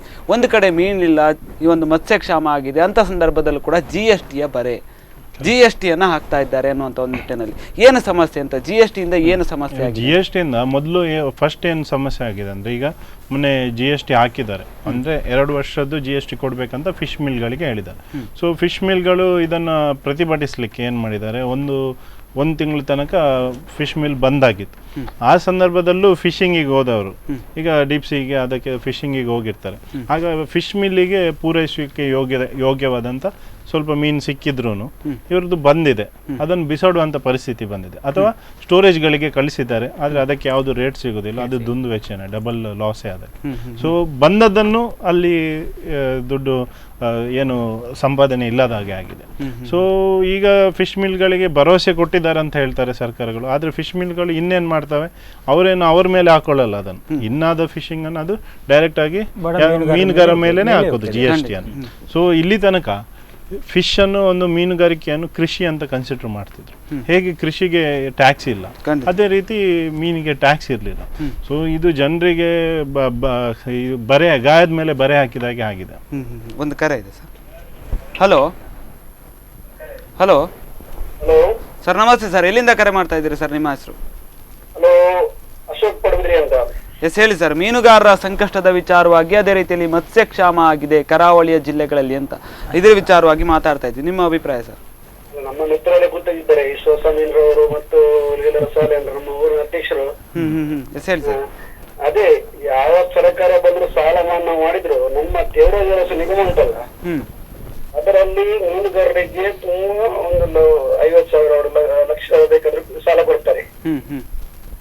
ಇಷ್ಟರ ತನಕ ಕೂಡ ಆ ನಿಗಮಕ್ಕೆ ಸಾಲ ಮನ್ನಾ ಬಗ್ಗೆ ಬರಲಿಲ್ಲ. ಕುಮಾರಸ್ವಾಮಿ ಅವರು ಬಂದ್ರು, ಇವತ್ತು ಯಡಿಯೂರಪ್ಪನವ್ರು ಬಂದ್ರು. ಕುಮಾರಸ್ವಾಮಿ ಅವರು ಬಂದು ಮೇಲೆ ಸಾಲ ಮನ್ನಾ ಮಾಡಿದ್ರೆ, ಇವತ್ತು ಯಡಿಯೂರಪ್ಪನವರು ನಮ್ಮ ರೇಣುಕಾ ಸಾಲ ಇದ್ರು, ನನಗೆ ಆದೇಶ ಬರ್ಲಿಲ್ಲ. ನೋಡಿ, ನಮ್ಮ ಮೀನುಗಾರರು ತುಂಬಾ ನಮ್ಗೆ ದೇವರಾಜ ಅರಸು ಕಮ್ಮಿ ಬಡ್ಡಿಯಲ್ಲಿ ಸಾಲ ತಗೊಂಡಿದ್ದಾರೆ, ಅವರಿಗೆ ಕೂಡ ಆ ರೀತಿ ಸೌಲಭ್ಯ ಸಿಗ್ಬೇಕು ನನಗೆ, ಅಭಿಪ್ರಾಯ. ಮತ್ತೊಂದು ಹೇಳಿದ್ದಾರೆ GST, ಮೊನ್ನೆ ವಿಶ್ವಸಾಮೀನ್ರು ಹೇಳಿದ್ರು, ಫಿಶ್ ಮಿಲ್ ನಲ್ಲಿ ಮುಂಚೆ ನಮ್ದು ನೆಟ್ ಪರ್ಚೇಸ್ ಮಾಡುವಾಗ ಡೈರೆಕ್ಟ್ ಎಲ್ಲಿ ಅದು ಫ್ಯಾಕ್ಟರಿಯಿಂದ ಡೈರೆಕ್ಟ್ ಅಲ್ಲೇ ಅದು ಟ್ಯಾಕ್ಸ್ ಎಲ್ಲ ಕಟ್ ಆಗಿ ನಮ್ಗೆ ಬರ್ತದೆ. ಈಗ ನಮ್ಗೆ ಮೀನುಗಾರರಿಗೆ ಬೆಲೆ ತಗೊಳ್ಳೋದು ಅಂಗಡಿಗೆ ಹೋದ್ರೆ ಒಂದು ಕೆಜಿಗೆ ನಾನು ನೋಡಿ ಸಿಲ್ವರ್ ಫಿಶ್ ನಾನೇ ತಗೊಂಡು ನಾನು ಮೀನುಗಾರನಾಗಿ ಮಾತನಾಡೋದು. ನಾನು ಒಂದು ಸಿಲ್ವರ್ ಫಿಶ್ ಬೆಲೆ ತಗೊಳ್ಳಿಕ್ಕೆ ಹೋದ್ರೆ ಅದಕ್ಕೆ 950 ರೂಪಾಯಿ ಕೆಜಿಗೆ ಉಂಟು. ಅದರಲ್ಲಿ 18% GST. ನಾವು 950 ರೂಪಾಯಿ ಮುಂಚೆ ಅಷ್ಟೇ ಒಂದು ವರ್ಷದಿಂದ ಮುಂಚೆ ಅಷ್ಟೇ ಕೊಟ್ಟಿದ್ದು. ಈಗ 18% ಆದ್ರೆ 180 ರೂಪಾಯಿ ಕೂಡ ಇಲ್ಲ ಎಷ್ಟು ಒಂದು ಕೆಜಿಯಲ್ಲಿ ತಕೊಂಡು ಹೋಗುವ 10 ಕೆಜಿ 5 ಕೆಜಿ ತಗೊಳ್ಳಿ ನಮ್ಗೆ ನಷ್ಟ. ಖಂಡಿತ ಈ ತರದ ಒಂದು ನಮ್ಗೆ ಈ GST ಹಾಕಿದ್ರೆ ನಮ್ಮ ಮೀನುಗಾರರು ಬದುಕುದು ಇವಾಗ. ಅದನ್ನು ಇದು ನಿಮ್ದು ಒಳ್ಳೆ ವಿಷಯ, ವಿಶ್ವಾಸ ಕೂತದ್ದು ಒಳ್ಳೆ ವಿಷಯ. ಇದು ಸರ್ಕಾರಕ್ಕೆ ಗೊತ್ತಾಗ್ಬೇಕು. ನಾನು ಕೆಲವರ ಹತ್ರ ಹೇಳಿದ್ದೇನೆ ಇದೇ ತರ, ಕೆಲವರ ಹತ್ರ ನಮಗೆ GST ಬಳೆಯಲ್ಲೇ ಹಾಕ್ತಾರೆ. ಅದನ್ನು ಸರಿಪಡಿಸ್ಲಿಕ್ಕೆ ಸರ್ಕಾರಕ್ಕೆ ನಿಮ್ಮ ಮಾಧ್ಯಮದ ಮೂಲಕ ಸರ್ಕಾರಕ್ಕೆ ಮುಟ್ಬೇಕದು. ಖಂಡಿತ ಸರ್, ನಮ್ಮ ಒಂದು ಆಶಯವೂ ಕೂಡ ಅದೇ. ಯಾಕೆಂತಂದ್ರೆ ಮೀನುಗಾರರ ಕುಟುಂಬಗಳು ಸಂಕಷ್ಟದಲ್ಲಿದೆ. ಆ ನಿಟ್ಟಿನಲ್ಲಿ ನೋಡ್ತಾ ಹೋದ್ರೆ ಕರಾವಳಿ ಜಿಲ್ಲೆಗಳು ಕೂಡ ಸಂಕಷ್ಟದಲ್ಲಿದೆ ಅಂತಾನೆ ಅರ್ಥ ಅಂತ. ಕರಾವಳಿ ಜಿಲ್ಲೆಯಲ್ಲಿ ತುಂಬಾ ಏಪ್ರಿಲ್ ನಿಂದ ನಾನು ದೋಣಿಯಲ್ಲಿ ದುಡಿಯುವವನು. ಏಪ್ರಿಲ್ ತಿಂಗಳಿಂದ ಈವರೆಗೆ ನನ್ನ ಪ್ರಕೃತಿ ವಿಭಾಗದಿಂದ ನಮ್ಗೆ ಸಮಸ್ಯೆ ಆಗಿದೆ. ಈಗ ನೋಡಿ ಈಗಲೂ ಕೂಡ ಸಮಸ್ಯೆ ಇದೆ ನಮ್ಗೆ. ಏಪ್ರಿಲ್ ನಿಂದ ಈವರೆಗೆ ಸೆಪ್ಟೆಂಬರ್ ಅಲ್ಲ ಸರ್, ಸೆಪ್ಟೆಂಬರ್ ನಿಂದ ಈ ತರಗೆ ಮೀನುಗಾರಿಕೆ ಮಾಡ್ಲಿಕ್ಕೆ ಇಲ್ಲ. ಮಳೆಗಾಲದಲ್ಲಿ ಕೂಡ ನಾನು ಒಂದು ದೋಣಿಯಲ್ಲಿದ್ದವನು, ಕೆಲಸ ಮಾಡುವವನು. ಒಂದು ಫಿಶಿಂಗ್ ಇಲ್ಲ ಯಾರಿಗೂ ಕೂಡ. ಒಂದು ತುಂಬಾ ಇಲ್ಲಿ ನಮ್ಮ ಜಿಲ್ಲೆಯಲ್ಲಿ ಎಷ್ಟು ದೋಣಿ, ಸಾವಿರಾರು ಲಕ್ಷಗಟ್ಟಲೆ ಮೀನುಗಾರರು ಸಮಸ್ಯೆಯಲ್ಲಿದ್ದಾರೆ. ಈ ಒಂದು ಸರ್ಕಾರ ನೋಡುದು ಬಿಡಿ, ಕಣ್ಣೆತ್ತು ನೋಡುದು ಬಿಡಿ, ಯಾವ ತರ ನೋಡ್ತಾರೆ ಅಂತ ಗೊತ್ತಿಲ್ಲ. ಒಂದು ಪೇಪರ್ ಅಲ್ಲಿ ಒಂದು ಕೂತರು ಮೀನುಗಾರರಿಗೆ ಸಾಲ ಮನ್ನಾ ಅಂತ ನೀವು ಮಾಧ್ಯಮದವ್ರು ನೋಡ್ಬೇಕು, ಆಗಿದೆ ಇಲ್ವ ಅಂತ. ಮೀನುಗಾರರಿಗೆ ಸಾಲ ಮನ್ನಾ ಅಂತ ಯಾರಿಗೆ ಬಂತು? ಖಂಡಿತ ಸರ್. ಅದೊಂದು ಸರ್ಕಾರಕ್ಕೆ ಆದೇಶ ಬರುವಾಗ ಮೀನುಗಾರರಿಗೆ ಯಾರಿಗೆ ಸಾಲ ಮನ್ನಾ ಬಂತು ಮೇಲಿನ ಇರುವವರೆಲ್ಲ ಹೇಳ್ತಾರೆ ಮೀನುಗಾರರಿಗೆ ಯಡಿಯೂರಪ್ಪರು ಕೂತರು ಮೀನುಗಾರರಿಗೆ ಸಾಲ ಮನ್ನಾ. ನಮ್ಮ ರಾಜ್ಯದ ಕೆಲವು ಕಾರ್ಯಕರ್ತರಿಗೆ ಎಂತ ಅಂತ ಗೊತ್ತಿಲ್ಲ, ಅವ್ರಿಗೆ ಎಂತ ಅರ್ಥ ಬಂದಿದೆ. ನಾನು ಹೇಳ್ತೇನೆ ಅದು ಆದೇಶ ಬರ್ಲಿಲ್ಲ. ನಾನು ಕೂಡ ಸಹಕಾರ ಸಂಘದ ಡೈರೆಕ್ಟರ್ ಆಗಿ ಇದ್ದೇನೆ ಅಂತ ಬಂತ. ನಾವು ಕಲಿತಿದ್ದೀವಿ ಸಹಕಾರ ಸಂಘಕ್ಕೆ ಕೊಡ್ಬೇಕು. ಯಾರು ಹೇಳಿದ್ರು ನಮ್ಗೆ ಸಹಕಾರ ಸಂಘ ಉಂಟು ಮೀನುಗಾರರಿಗೆ, ಎಲ್ಲ ಮೀನುಗಾರರ ಸಾಲ ಕೊಡುದೇ ಸಹಕಾರ ಸಂಘ, ಮೀನುಗಾರ ಸಹಕಾರ ಸಂಘದಲ್ಲಿ ಸಾಲ ಕೊಡ್ತೇವೆ, ಅದರಲ್ಲಿ ಬರ್ಬೇಕು. ಖಂಡಿತ ಸರ್, ಈ ವಿಚಾರವಾಗಿ ಮೂಲಕ ಸರ್ಕಾರಕ್ಕೆ ಹೋಗ್ಬೇಕು ನಮ್ದು. ಖಂಡಿತ ಸರ್, ಈ ವಿಚಾರವಾಗಿ ಕೂಡ ಮಾತಾಡ್ತಾ ಹೋಗ್ತೀನಿ ಸರ್. ಧನ್ಯವಾದಗಳು ಸರ್, ಧನ್ಯವಾದಗಳು. ಅವರು ಕೂಡ ಸಾಕಷ್ಟು ವಿಚಾರಗಳನ್ನು ಹೇಳಿದ್ರು, ಅದರ ಬಗ್ಗೆ ಕೂಡ ಪ್ರಸ್ತಾಪವನ್ನು ಮಾಡ್ತೇನೆ ಒಂದು ವಿರಾಮದ ನಂತರ. ಈಗಾಗಲೇ ಮಾತಾಡ್ತಾ ಇರೋ ಹಾಗೆ ಮೀನುಗಾರರ ಸಂಕಷ್ಟಗಳು, ಅದೇ ರೀತಿಯಲ್ಲಿ ಸರ್ಕಾರದ ಘೋಷಣೆಗಳು, ಇದೆಲ್ಲದರ ಬಗ್ಗೆ ಕೂಡ ಮಾತಾಡ್ತಾ ಇದ್ವಿ. ಸರ್ಕಾರ ಘೋಷಣೆಗಳನ್ನು ಮಾಡಿದ ನಂತರ ಅದನ್ನು ಸರಿಯಾದ ರೀತಿಯಲ್ಲಿ ಇಂಪ್ಲಿಮೆಂಟ್ ಮಾಡಬೇಕು, ಅದು ಕೂಡ ಮೀನುಗಾರರ ಕುಟುಂಬಗಳಿಗೆ ಅನುಕೂಲವಾಗುವಂಥ ಒಂದು ನಿಟ್ಟಿನಲ್ಲಿ ಇಂಪ್ಲಿಮೆಂಟ್ ಮಾಡಬೇಕು ಅನ್ನೋಂಥ ಒಂದು ನಿಟ್ಟಿನಲ್ಲಿ ಮಾತಾಡ್ತಾ ಇದ್ವಿ. ಅದಕ್ಕಿಂತ ಮುಂಚೆ ಚಿಕ್ಕದೊಂದು ವಿರಾಮ.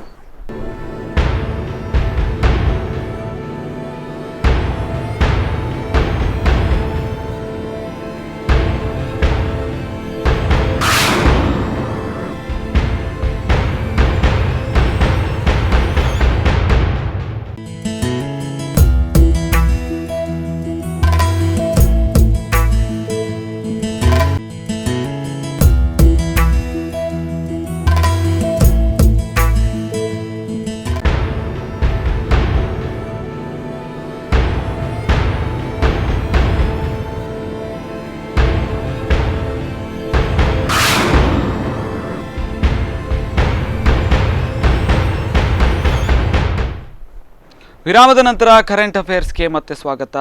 ಸಾಕಷ್ಟು ಸಮಸ್ಯೆಗಳ ಬಗ್ಗೆ ಮಾತಾಡಿ ಆಯಿತು, ಕುಟುಂಬಗಳು ಎಷ್ಟು ಕಣ್ಣೀರಲ್ಲಿ ಕೈ ತೊಳಿತಾ ಇದೆ ಅನ್ನುವಂಥ ಒಂದು ವಿಚಾರವಾಗಿ ಕೂಡ ಮಾತಾಡದೇ ಆಯಿತು.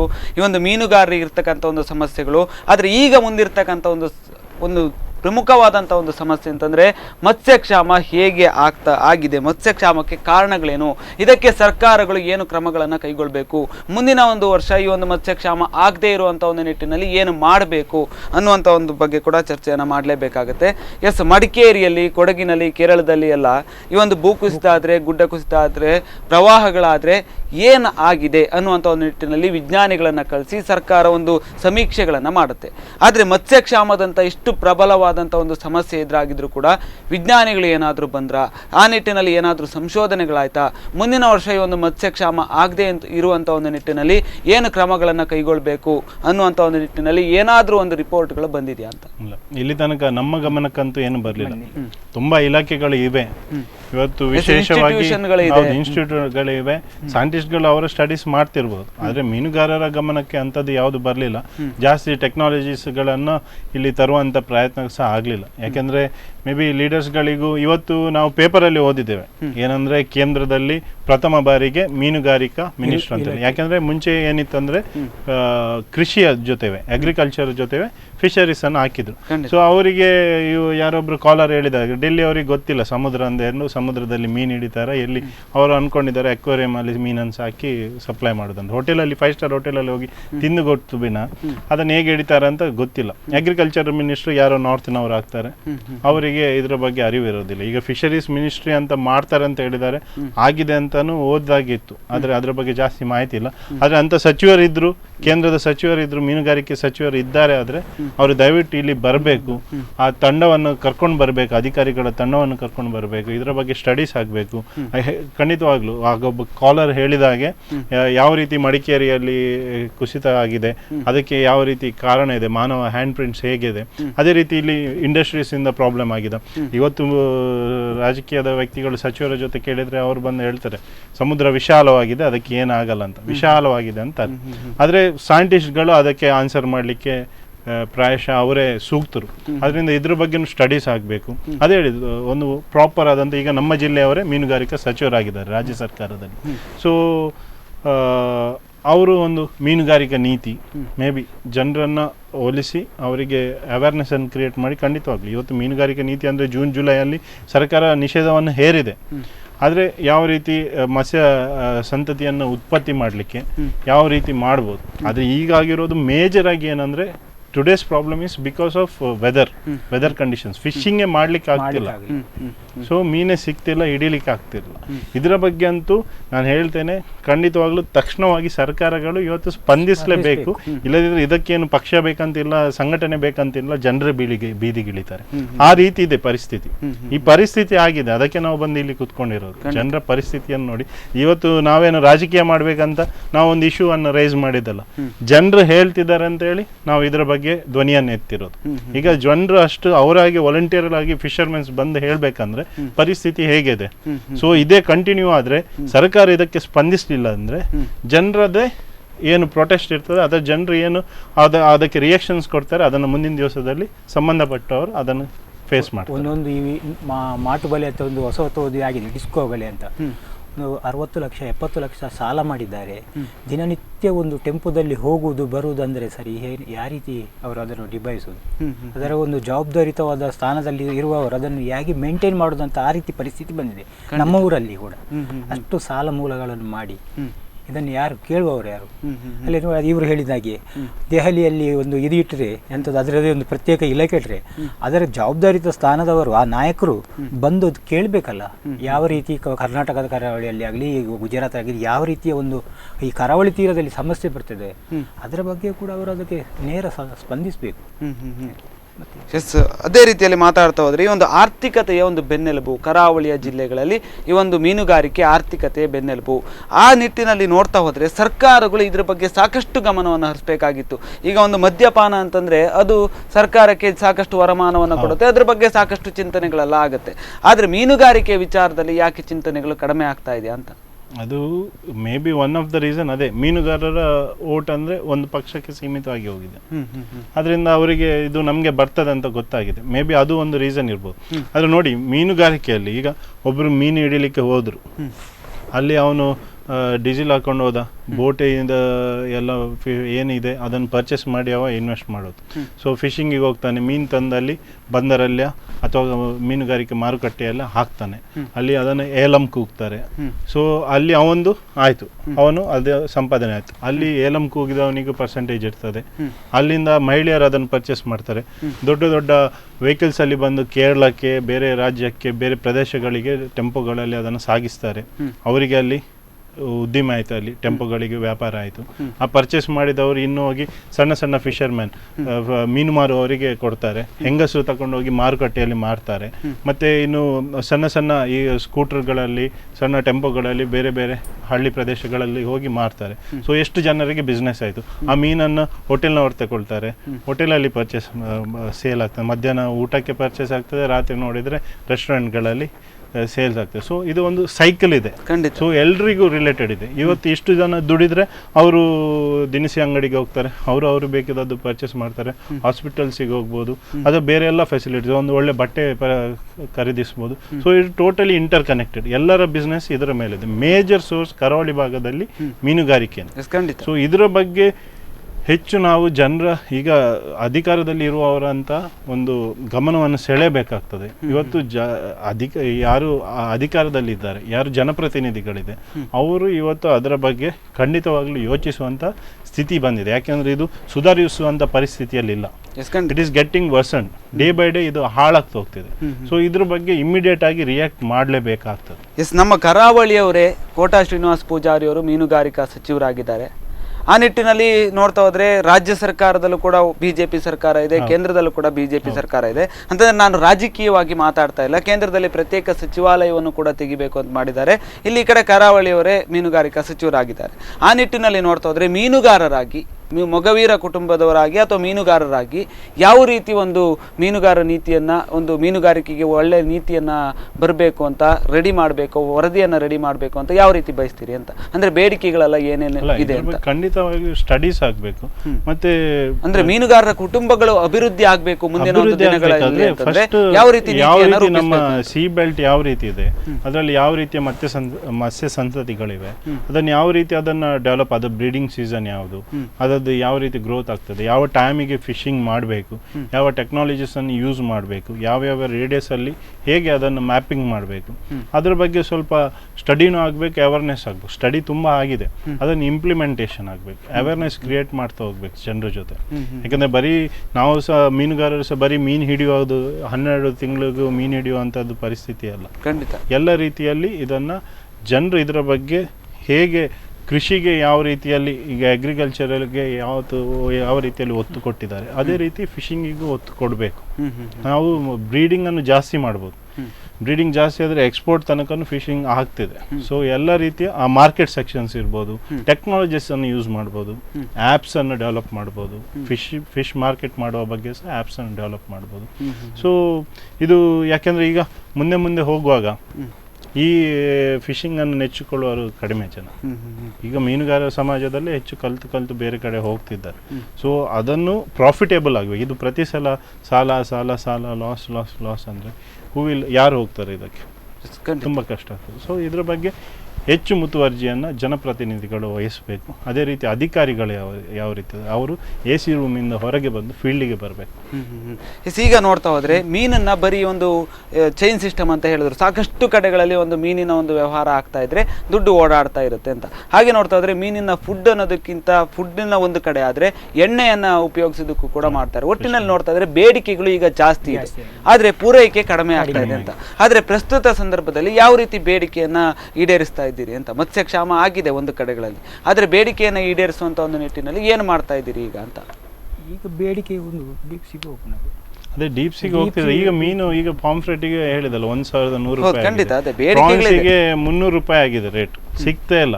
ಈಗ ನೀವು ಊಟದ ಹೋಟೆಲಿಗೆ ಹೋದ್ರೆ ಹೆಚ್ಚಿನ ಊಟದ ಹೋಟೆಲ್ಗಳಲ್ಲಿ ದೊಡ್ಡ ಮೀನುಗಳಂತೂ ಸಿಗೋದಿಲ್ಲ. ಅಂಜಲಂತೂ ಕೇಳಲಿಕ್ಕೆ ಇಲ್ಲ, ನೋಡ್ಲಿಕ್ಕೂ ಇಲ್ಲ, ಕೇಳಲಿಕ್ಕೂ ಇಲ್ಲ, ಹಾಗೆ ಆಗಿದೆ. ಪಾಂಫ್ರೆಟ್ ಒಂದು ಸ್ವಲ್ಪ ಸಿಕ್ಕದೆ ಬಿಟ್ರೆ ಬೇರೆ ಯಾವುದೇ ಮೀನುಗಳು ಇಲ್ಲ. ಇವತ್ತು ಸ್ಟೋರೇಜ್ ಇದ್ದು ಖಾಲಿಯಾಗಿ ಹೋಗಿದೆ. ಯಾವುದೇ ಬೇರೆ ಪ್ರದೇಶದಿಂದ ಬರ್ಬೇಕಷ್ಟೇ, ಹೊರ ರಾಜ್ಯದಿಂದ ಬರ್ಬೇಕಷ್ಟೇ, ಬಿಟ್ರೆ ನಮ್ಮಲ್ಲಂತೂ ಯಾವುದೇ ರೀತಿಯ ಫಿಶಿಂಗ್ ಆಗ್ತಾ ಇಲ್ಲ. ಇದು ಹೊರ ರಾಜ್ಯದಲ್ಲಿ ಅಂತಂದ್ರೆ ಮುಂಬೈನಲ್ಲೂ ಅಲ್ಲೂ ಇದೇ ರೀತಿಯಾದಂತ ಒಂದು ಪರಿಸ್ಥಿತಿ ಇದೆಯಾ? ಅಥವಾ ಮುಂಬೈಗಿಂತಲೂ ಈಗ ನಮ್ಮ ಕಡೆ ಬರುವುದು ಯಾವುದು? ಈ ತಮಿಳುನಾಡು, ಚೆನ್ನೈ, ಆ ರೀತಿ ಆ ಕಡೆಯಿಂದ ಬರ್ತಾ ಇದೆ. ಆ ಭೂತಾಯಿ ಅಂತ ಬರ್ತಲ್ಲ ಮೀನು, ಅದು ಆ ಕಡೆಯಿಂದ ಬರುವಂತ. ಎಸ್, ಒಂದು ಕರೆ ಇದೆ. ಹಲೋ ಹಲೋ ಸರ್, ನಮಸ್ತೆ ಸರ್. ಎಲ್ಲಿಂದ ಕರೆ ಮಾಡ್ತಾ ಇದ್ದೀರಿ? ನಿಮ್ಮ ಹೆಸರು? ನಾನು ಒಂದ್ಸಲ ಫೋನ್ ಮಾಡಿದ್ದೇನೆ, ಅಶೋಕ್ ಅಂತ, ಪಡುಬಿದ್ರಿಯಿಂದ. ಎಸ್, ಹೇಳಿ ಸರ್, ಹೇಳಿ. ಅದೇ ನೀವು ಮತ್ಸ್ಯ ಸಮಾಜದ ಬಗ್ಗೆ ಮಾತನಾಡ್ತಿದ್ರಿ. ಅದು ನೋಡಿ, ಮತ್ಸ್ಯ ಸಮಾಜದಿಂದ ಈಗ ನೋಡಿ ನಮಗೆಲ್ಲ ಈಗ ಇಡೀ ನಮ್ಮ ರಾಜ್ಯಕ್ಕೆ ದೇಶಕ್ಕೆ ಬರ್ಬೋದು. ಯಾಕಂದ್ರೆ ನೋಡಿ ನಮ್ಮ ನೀವು ಹೇಳಿದ್ರಿ ಕೃಷಿಯಿಂದ ವಾಯು ಬರ್ತದೆ, ಅದರದ್ದು ಕೃಷ್ಣ ವಾಯು ನೆಲದ ಗೊಬ್ಬರಕ್ಕೆ ಬಂದದ್ದು ಈ ಕಾಫಿ ಗೊಬ್ಬರಕ್ಕೆ ಹೋಗ್ತದೆ. ಗೊಬ್ಬರಕ್ಕೆ ಅದು ಎಲ್ಲ ಬರ್ದಿದ್ರೆ ಈ ರಾಜ್ಯಕ್ಕೆ ಬಂದ್ರೆ ನೋಡಿ ಮೀನುಗಾರಿಕೆಯಿಂದ ಮದ್ಯಪಾನದಿಂದ ಎಷ್ಟು ಬರ್ತದ ರಾಜ್ಯ ಸರ್ಕಾರಕ್ಕೆ, ಮೀನುಗಾರಿಕೆಯಿಂದ ಮಂಗಳೂರಿಂದ ಮಲ್ಪೆಯಿಂದ ಬರುವ ಒಂದು ಬೆಳಿಗ್ಗೆ ಹೊತ್ತು ಬರುವ ಒಂದು ಸಾವಿರಾರು ಕೋಟಿ ಒಂದು ಬಿಸ್ನೆಸ್ ಆಗ್ತದೆ. ಖಂಡಿತ ಯಾವ ಕಡೆ ಕೂಡ ಆಗುದಿಲ್ಲ ಆ ತರದ ಒಂದು ಬಿಸ್ನೆಸ್. ಈಗ ನೀವು ಮಲ್ಪೆ ಬಂದರ ಹೋಗಿ ಕೂಡ ಈ ಶಾಂತ ರೀತಿಯಾಗಿದೆ. ಎಷ್ಟು ಜನರಿಗೆ ಎಷ್ಟು ಎಲ್ಲೆಲ್ಲಿ ಬಂದ ಅಲ್ಲಿ ದುಡಿತಾರೆ, ಪರಿಸರದವರು ಎಲ್ಲ ನಮ್ಮ ಬ್ಯಾಂಗ್ಳೂರಿಂದ ಇಲ್ಲಿ ಶಿವಮೊಗ್ಗ ಕಡೆಗಿಂದ ಬಂದ ದುಡಿತಾರೆ, ಯಾರಿಗೂ ಕೆಲಸ ಇದೆ. ಅದೇ ಹೇಳುದು ನಾವು ಇದು ಮೀನುಗಾರಿಕೆ ಬಂದಾದ್ರೆ ನಮ್ಮ ದೇಶಕ್ಕೆಲ್ಲ ಇದೆಲ್ಲ ನಷ್ಟವೇ. ಖಂಡಿತ ಖಂಡಿತ ಖಂಡಿತ ನೋಡಿ ಆಯಿಲ್ ಕೃಷ್ಣಲ್ ಅಂತ GST ಸ್ಟ್ರೈಕ್ ಮಾಡ್ತಿದ್ದಾರೆ. ಅವ್ರು ಮೀನು ಬಂದ್ರೆ ಮೀನು ತಗೊಳ್ಳಿದ್ರೆ ಅದು ಮೀನನ್ನು ಆಯಿಲ್ ಅಲ್ಲ ಮೀನಿಂದ ಆಯಿಲ್ ತೆಗೆಯಿದ್ರೆ ಹೋಯ್ತು. ಮೀನು ಅದರದ್ದು ವೇಸ್ಟ್ ಇರ್ತದಲ್ಲ ಅದು ಗೊಬ್ಬರಕ್ಕೆ ಹೋಗ್ತದೆ, ಎಸ್ಟೇಟಿಗೆ ಎಲ್ಲ ಕಡೆ ಉಂಟು. ಅದೇ ಮಾಡಿ ಹೇಳಿದ್ರೆ ಅದು ಮೀನುಗಾರರಿಂದನೇ ರಾಜ್ಯ ಸರ್ಕಾರ ಮಾಡಿದ್ರಂತ ನಾವು ಹೇಳ್ಬೋದು. ಎಸ್ ಖಂಡಿತ ಸರ್, ಖಂಡಿತ ಧನ್ಯವಾದಗಳು ಸರ್ ನಿಮ್ಮ ಒಂದು ಅಭಿಪ್ರಾಯಕ್ಕೆ. ಅವರು ಹೇಳಿದ್ರು ಮೀನುಗಾರರಿಂದಲೇ ಒಂದು ರಾಜ್ಯ ಸರ್ಕಾರ ನಡೆಯುವಂತ ಒಂದು ಸಾಧ್ಯತೆಗಳಿದೆ ಅಂತಂದ್ರೆ ಅಷ್ಟರ ಮಟ್ಟಿಗೆ ವರಮಾನಗಳು ಹೋಗುತ್ತೆ, ಅಷ್ಟರ ಮಟ್ಟಿಗೆ ಒಂದು ಆರ್ಥಿಕ ಬಲಗೊಳ್ಳುತ್ತೆ ಈ ಒಂದು ಮೀನುಗಾರಿಕೆಯಿಂದ ಅಂತ. ಎಸ್ ಕೊನೆಯದಾಗಿ ಏನು ಹೇಳ್ತೀವಿ ಸರ್ ಈ ಒಂದು ವಿಚಾರವಾಗಿ? ಈ ವಿಚಾರವಾಗಿ ಏನು ಹೇಳೋದಂದ್ರೆ ಇವತ್ತು ತುಂಬ ಸಂಕಷ್ಟದಲ್ಲಿದ್ದಾರೆ ಮೀನುಗಾರರು. ಮತ್ತೊಂದು ಸ್ವಲ್ಪ ಹುಡುಗರ ಜೊತೆ ಏನು ಹೇಳೋದಂದ್ರೆ ಈ ಮೊಬೈಲಲ್ಲಿ ರೆಕಾರ್ಡ್ ಮಾಡಿ ವಾಟ್ಸಪ್ಪಲ್ಲಿ ಕಳಿಸೋದು, ಸ್ವಲ್ಪ ಮೀನು ಸಿಕ್ಕಿದ್ರೆ ಅದನ್ನು ವಾಟ್ಸಪ್ಪಲ್ಲಿ ಕಳಿಸೋದು, ಸೋಷಿಯಲ್ ಮೀಡಿಯಾಗಳಲ್ಲಿ ಪಸರಿಸುವಂಥದ್ದು, ಇದರಿಂದ ಒಂದು ತಪ್ಪು ಸಂದೇಶ ಹೋಗ್ತದೆ. ಆದರೆ ನೈಜವಾದ ಏನು ಪರಿಸ್ಥಿತಿ ಇದೆ ಅದರ ಬಗ್ಗೆ ಸರ್ಕಾರಗಳು, ಜನಪ್ರತಿನಿಧಿಗಳು ದಯವಿಟ್ಟು ಇದರ ಬಗ್ಗೆ ಗಮನವನ್ನು ಕೊಟ್ಟು ತುರ್ತಾಗಿ ಈಗ ಇಮಿಡಿಯೇಟ್ ಆಗಿ ಪರಿಹಾರ ಅಂತೂ ಸಿಗಲೇಬೇಕು. ಒಂದು ಜಾಸ್ತಿ ಕೇಳ್ತಾ ಇಲ್ಲ, ಒಂದು 50,000, 10,000, 1,00,000 ಇದರೊಳಗೆ ತುರ್ತಾಗಿ ಒಂದು ಪರಿಹಾರವನ್ನು ಜನರಿಗೆ ಖಂಡಿತವಾಗ್ಲೂ ನೀಡಲೇಬೇಕಾಗ್ತದೆ. ಇಲ್ಲದಿದ್ದರೆ ಪರಿಸ್ಥಿತಿ ತುಂಬ ಹದಗೆಟ್ಟು ಹೋಗ್ತದೆ, ಅಷ್ಟೇ ಹೇಳ್ಬೋದು ಅಷ್ಟೇ. ಎಷ್ಟು ಕೊನೆಯದಾಗಿ ನೀವೇನು ಹೇಳ್ತೀವಿ ಸರ್ ಈ ಒಂದು ಮೀನುಗಾರರ ಕುಟುಂಬಗಳ ಒಂದು ಪರವಾಗಿ? ಮೀನುಗಾರರ ಕುಟುಂಬದ ಪರವಾಗಿ ಅಂದರೆ ಯಾವತ್ತೂ ಈ ರೀತಿಯ ಒಂದು ಸಂವತ್ಸರದಲ್ಲಿ ಈ ರೀತಿಯ ಒಂದು ಪರಿಸ್ಥಿತಿ ಬಂದಿಲ್ಲ.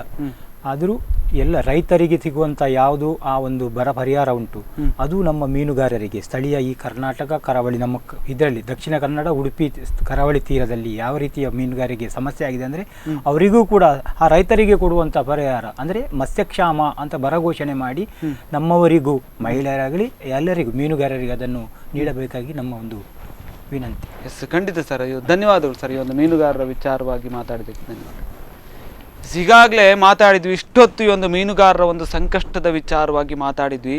ಕೃಷಿ ಕ್ಷೇತ್ರಕ್ಕೆ ಹೇಗೆ ಸರ್ಕಾರ ಸಂಶೋಧನೆಗಳನ್ನು ಮಾಡುತ್ತೋ, ತಂತ್ರಜ್ಞಾನಗಳನ್ನು ಕೊಡುತ್ತೋ, ಅದೇ ರೀತಿಯಲ್ಲಿ ಸಾಲ ಮನ್ನಾ ಆಗಿರ್ಬೋದು, ಬರ ಪರಿಹಾರ ಆಗಿರ್ಬೋದು, ಹೀಗೆ ಸಾಕಷ್ಟು ವಿಚಾರವಾಗಿ ಅವರಿಗೆ ಘೋಷಣೆಗಳಾಗಿರ್ಬೋದು, ಅವರಿಗೆ ಪರಿಹಾರಗಳನ್ನು ಕೊಡ್ತಾ ಹೋಗುತ್ತೋ, ಅದೇ ರೀತಿಯಲ್ಲಿ ಮೀನುಗಾರರಿಗೂ ಕೊಡಬೇಕು. ಅವರಿಗೂ ಕೂಡ ಸಂಕಷ್ಟಗಳಿದೆ, ಯಾವ ರೀತಿ ಸಂಕಷ್ಟಗಳಿದೆ, ಅವರ ಒಂದು ಕುಟುಂಬಗಳು ಯಾವ ರೀತಿ ನೋವಿನಲ್ಲಿದೆ, ಹೀಗೆ ಮುಂತಾದ ರೀತಿಯಲ್ಲಿ ಸಮೀಕ್ಷೆಗಳಾಗಬೇಕು. ಸರ್ವೆಯನ್ನು ಮಾಡಿಯೇ ನಂತರ ನೀವು ಕೊಡಿ, ಒಂದು ಪರಿಹಾರವನ್ನು ಕೊಡಿ. ಯಾಕೆಂತಂದರೆ ಅಂಥ ಒಂದು ಪರಿಸ್ಥಿತಿ ನಿರ್ಮಾಣ ಆಗಿದೆ, ಕಣ್ಣೀರಿನಲ್ಲಿ ಕೈ ತೊಳೆಯುವಂಥ ಒಂದು ಪರಿಸ್ಥಿತಿ ನಿರ್ಮಾಣ ಆಗಿದೆ. ಆ ನಿಟ್ಟಿನಲ್ಲಿ ಸರ್ಕಾರಗಳು ಯೋಚನೆಯನ್ನು ಮಾಡಬೇಕು. ಪ್ರತ್ಯೇಕ ಸಚಿವಾಲಯ ಆದ ನಂತರ ಒಳ್ಳೆ ರೀತಿ ಮೀನುಗಾರರಿಗೆ ಒಂದು ಮೀನುಗಾರ ನೀತಿಯನ್ನು ಮಾಡಿಕೊಡಿ.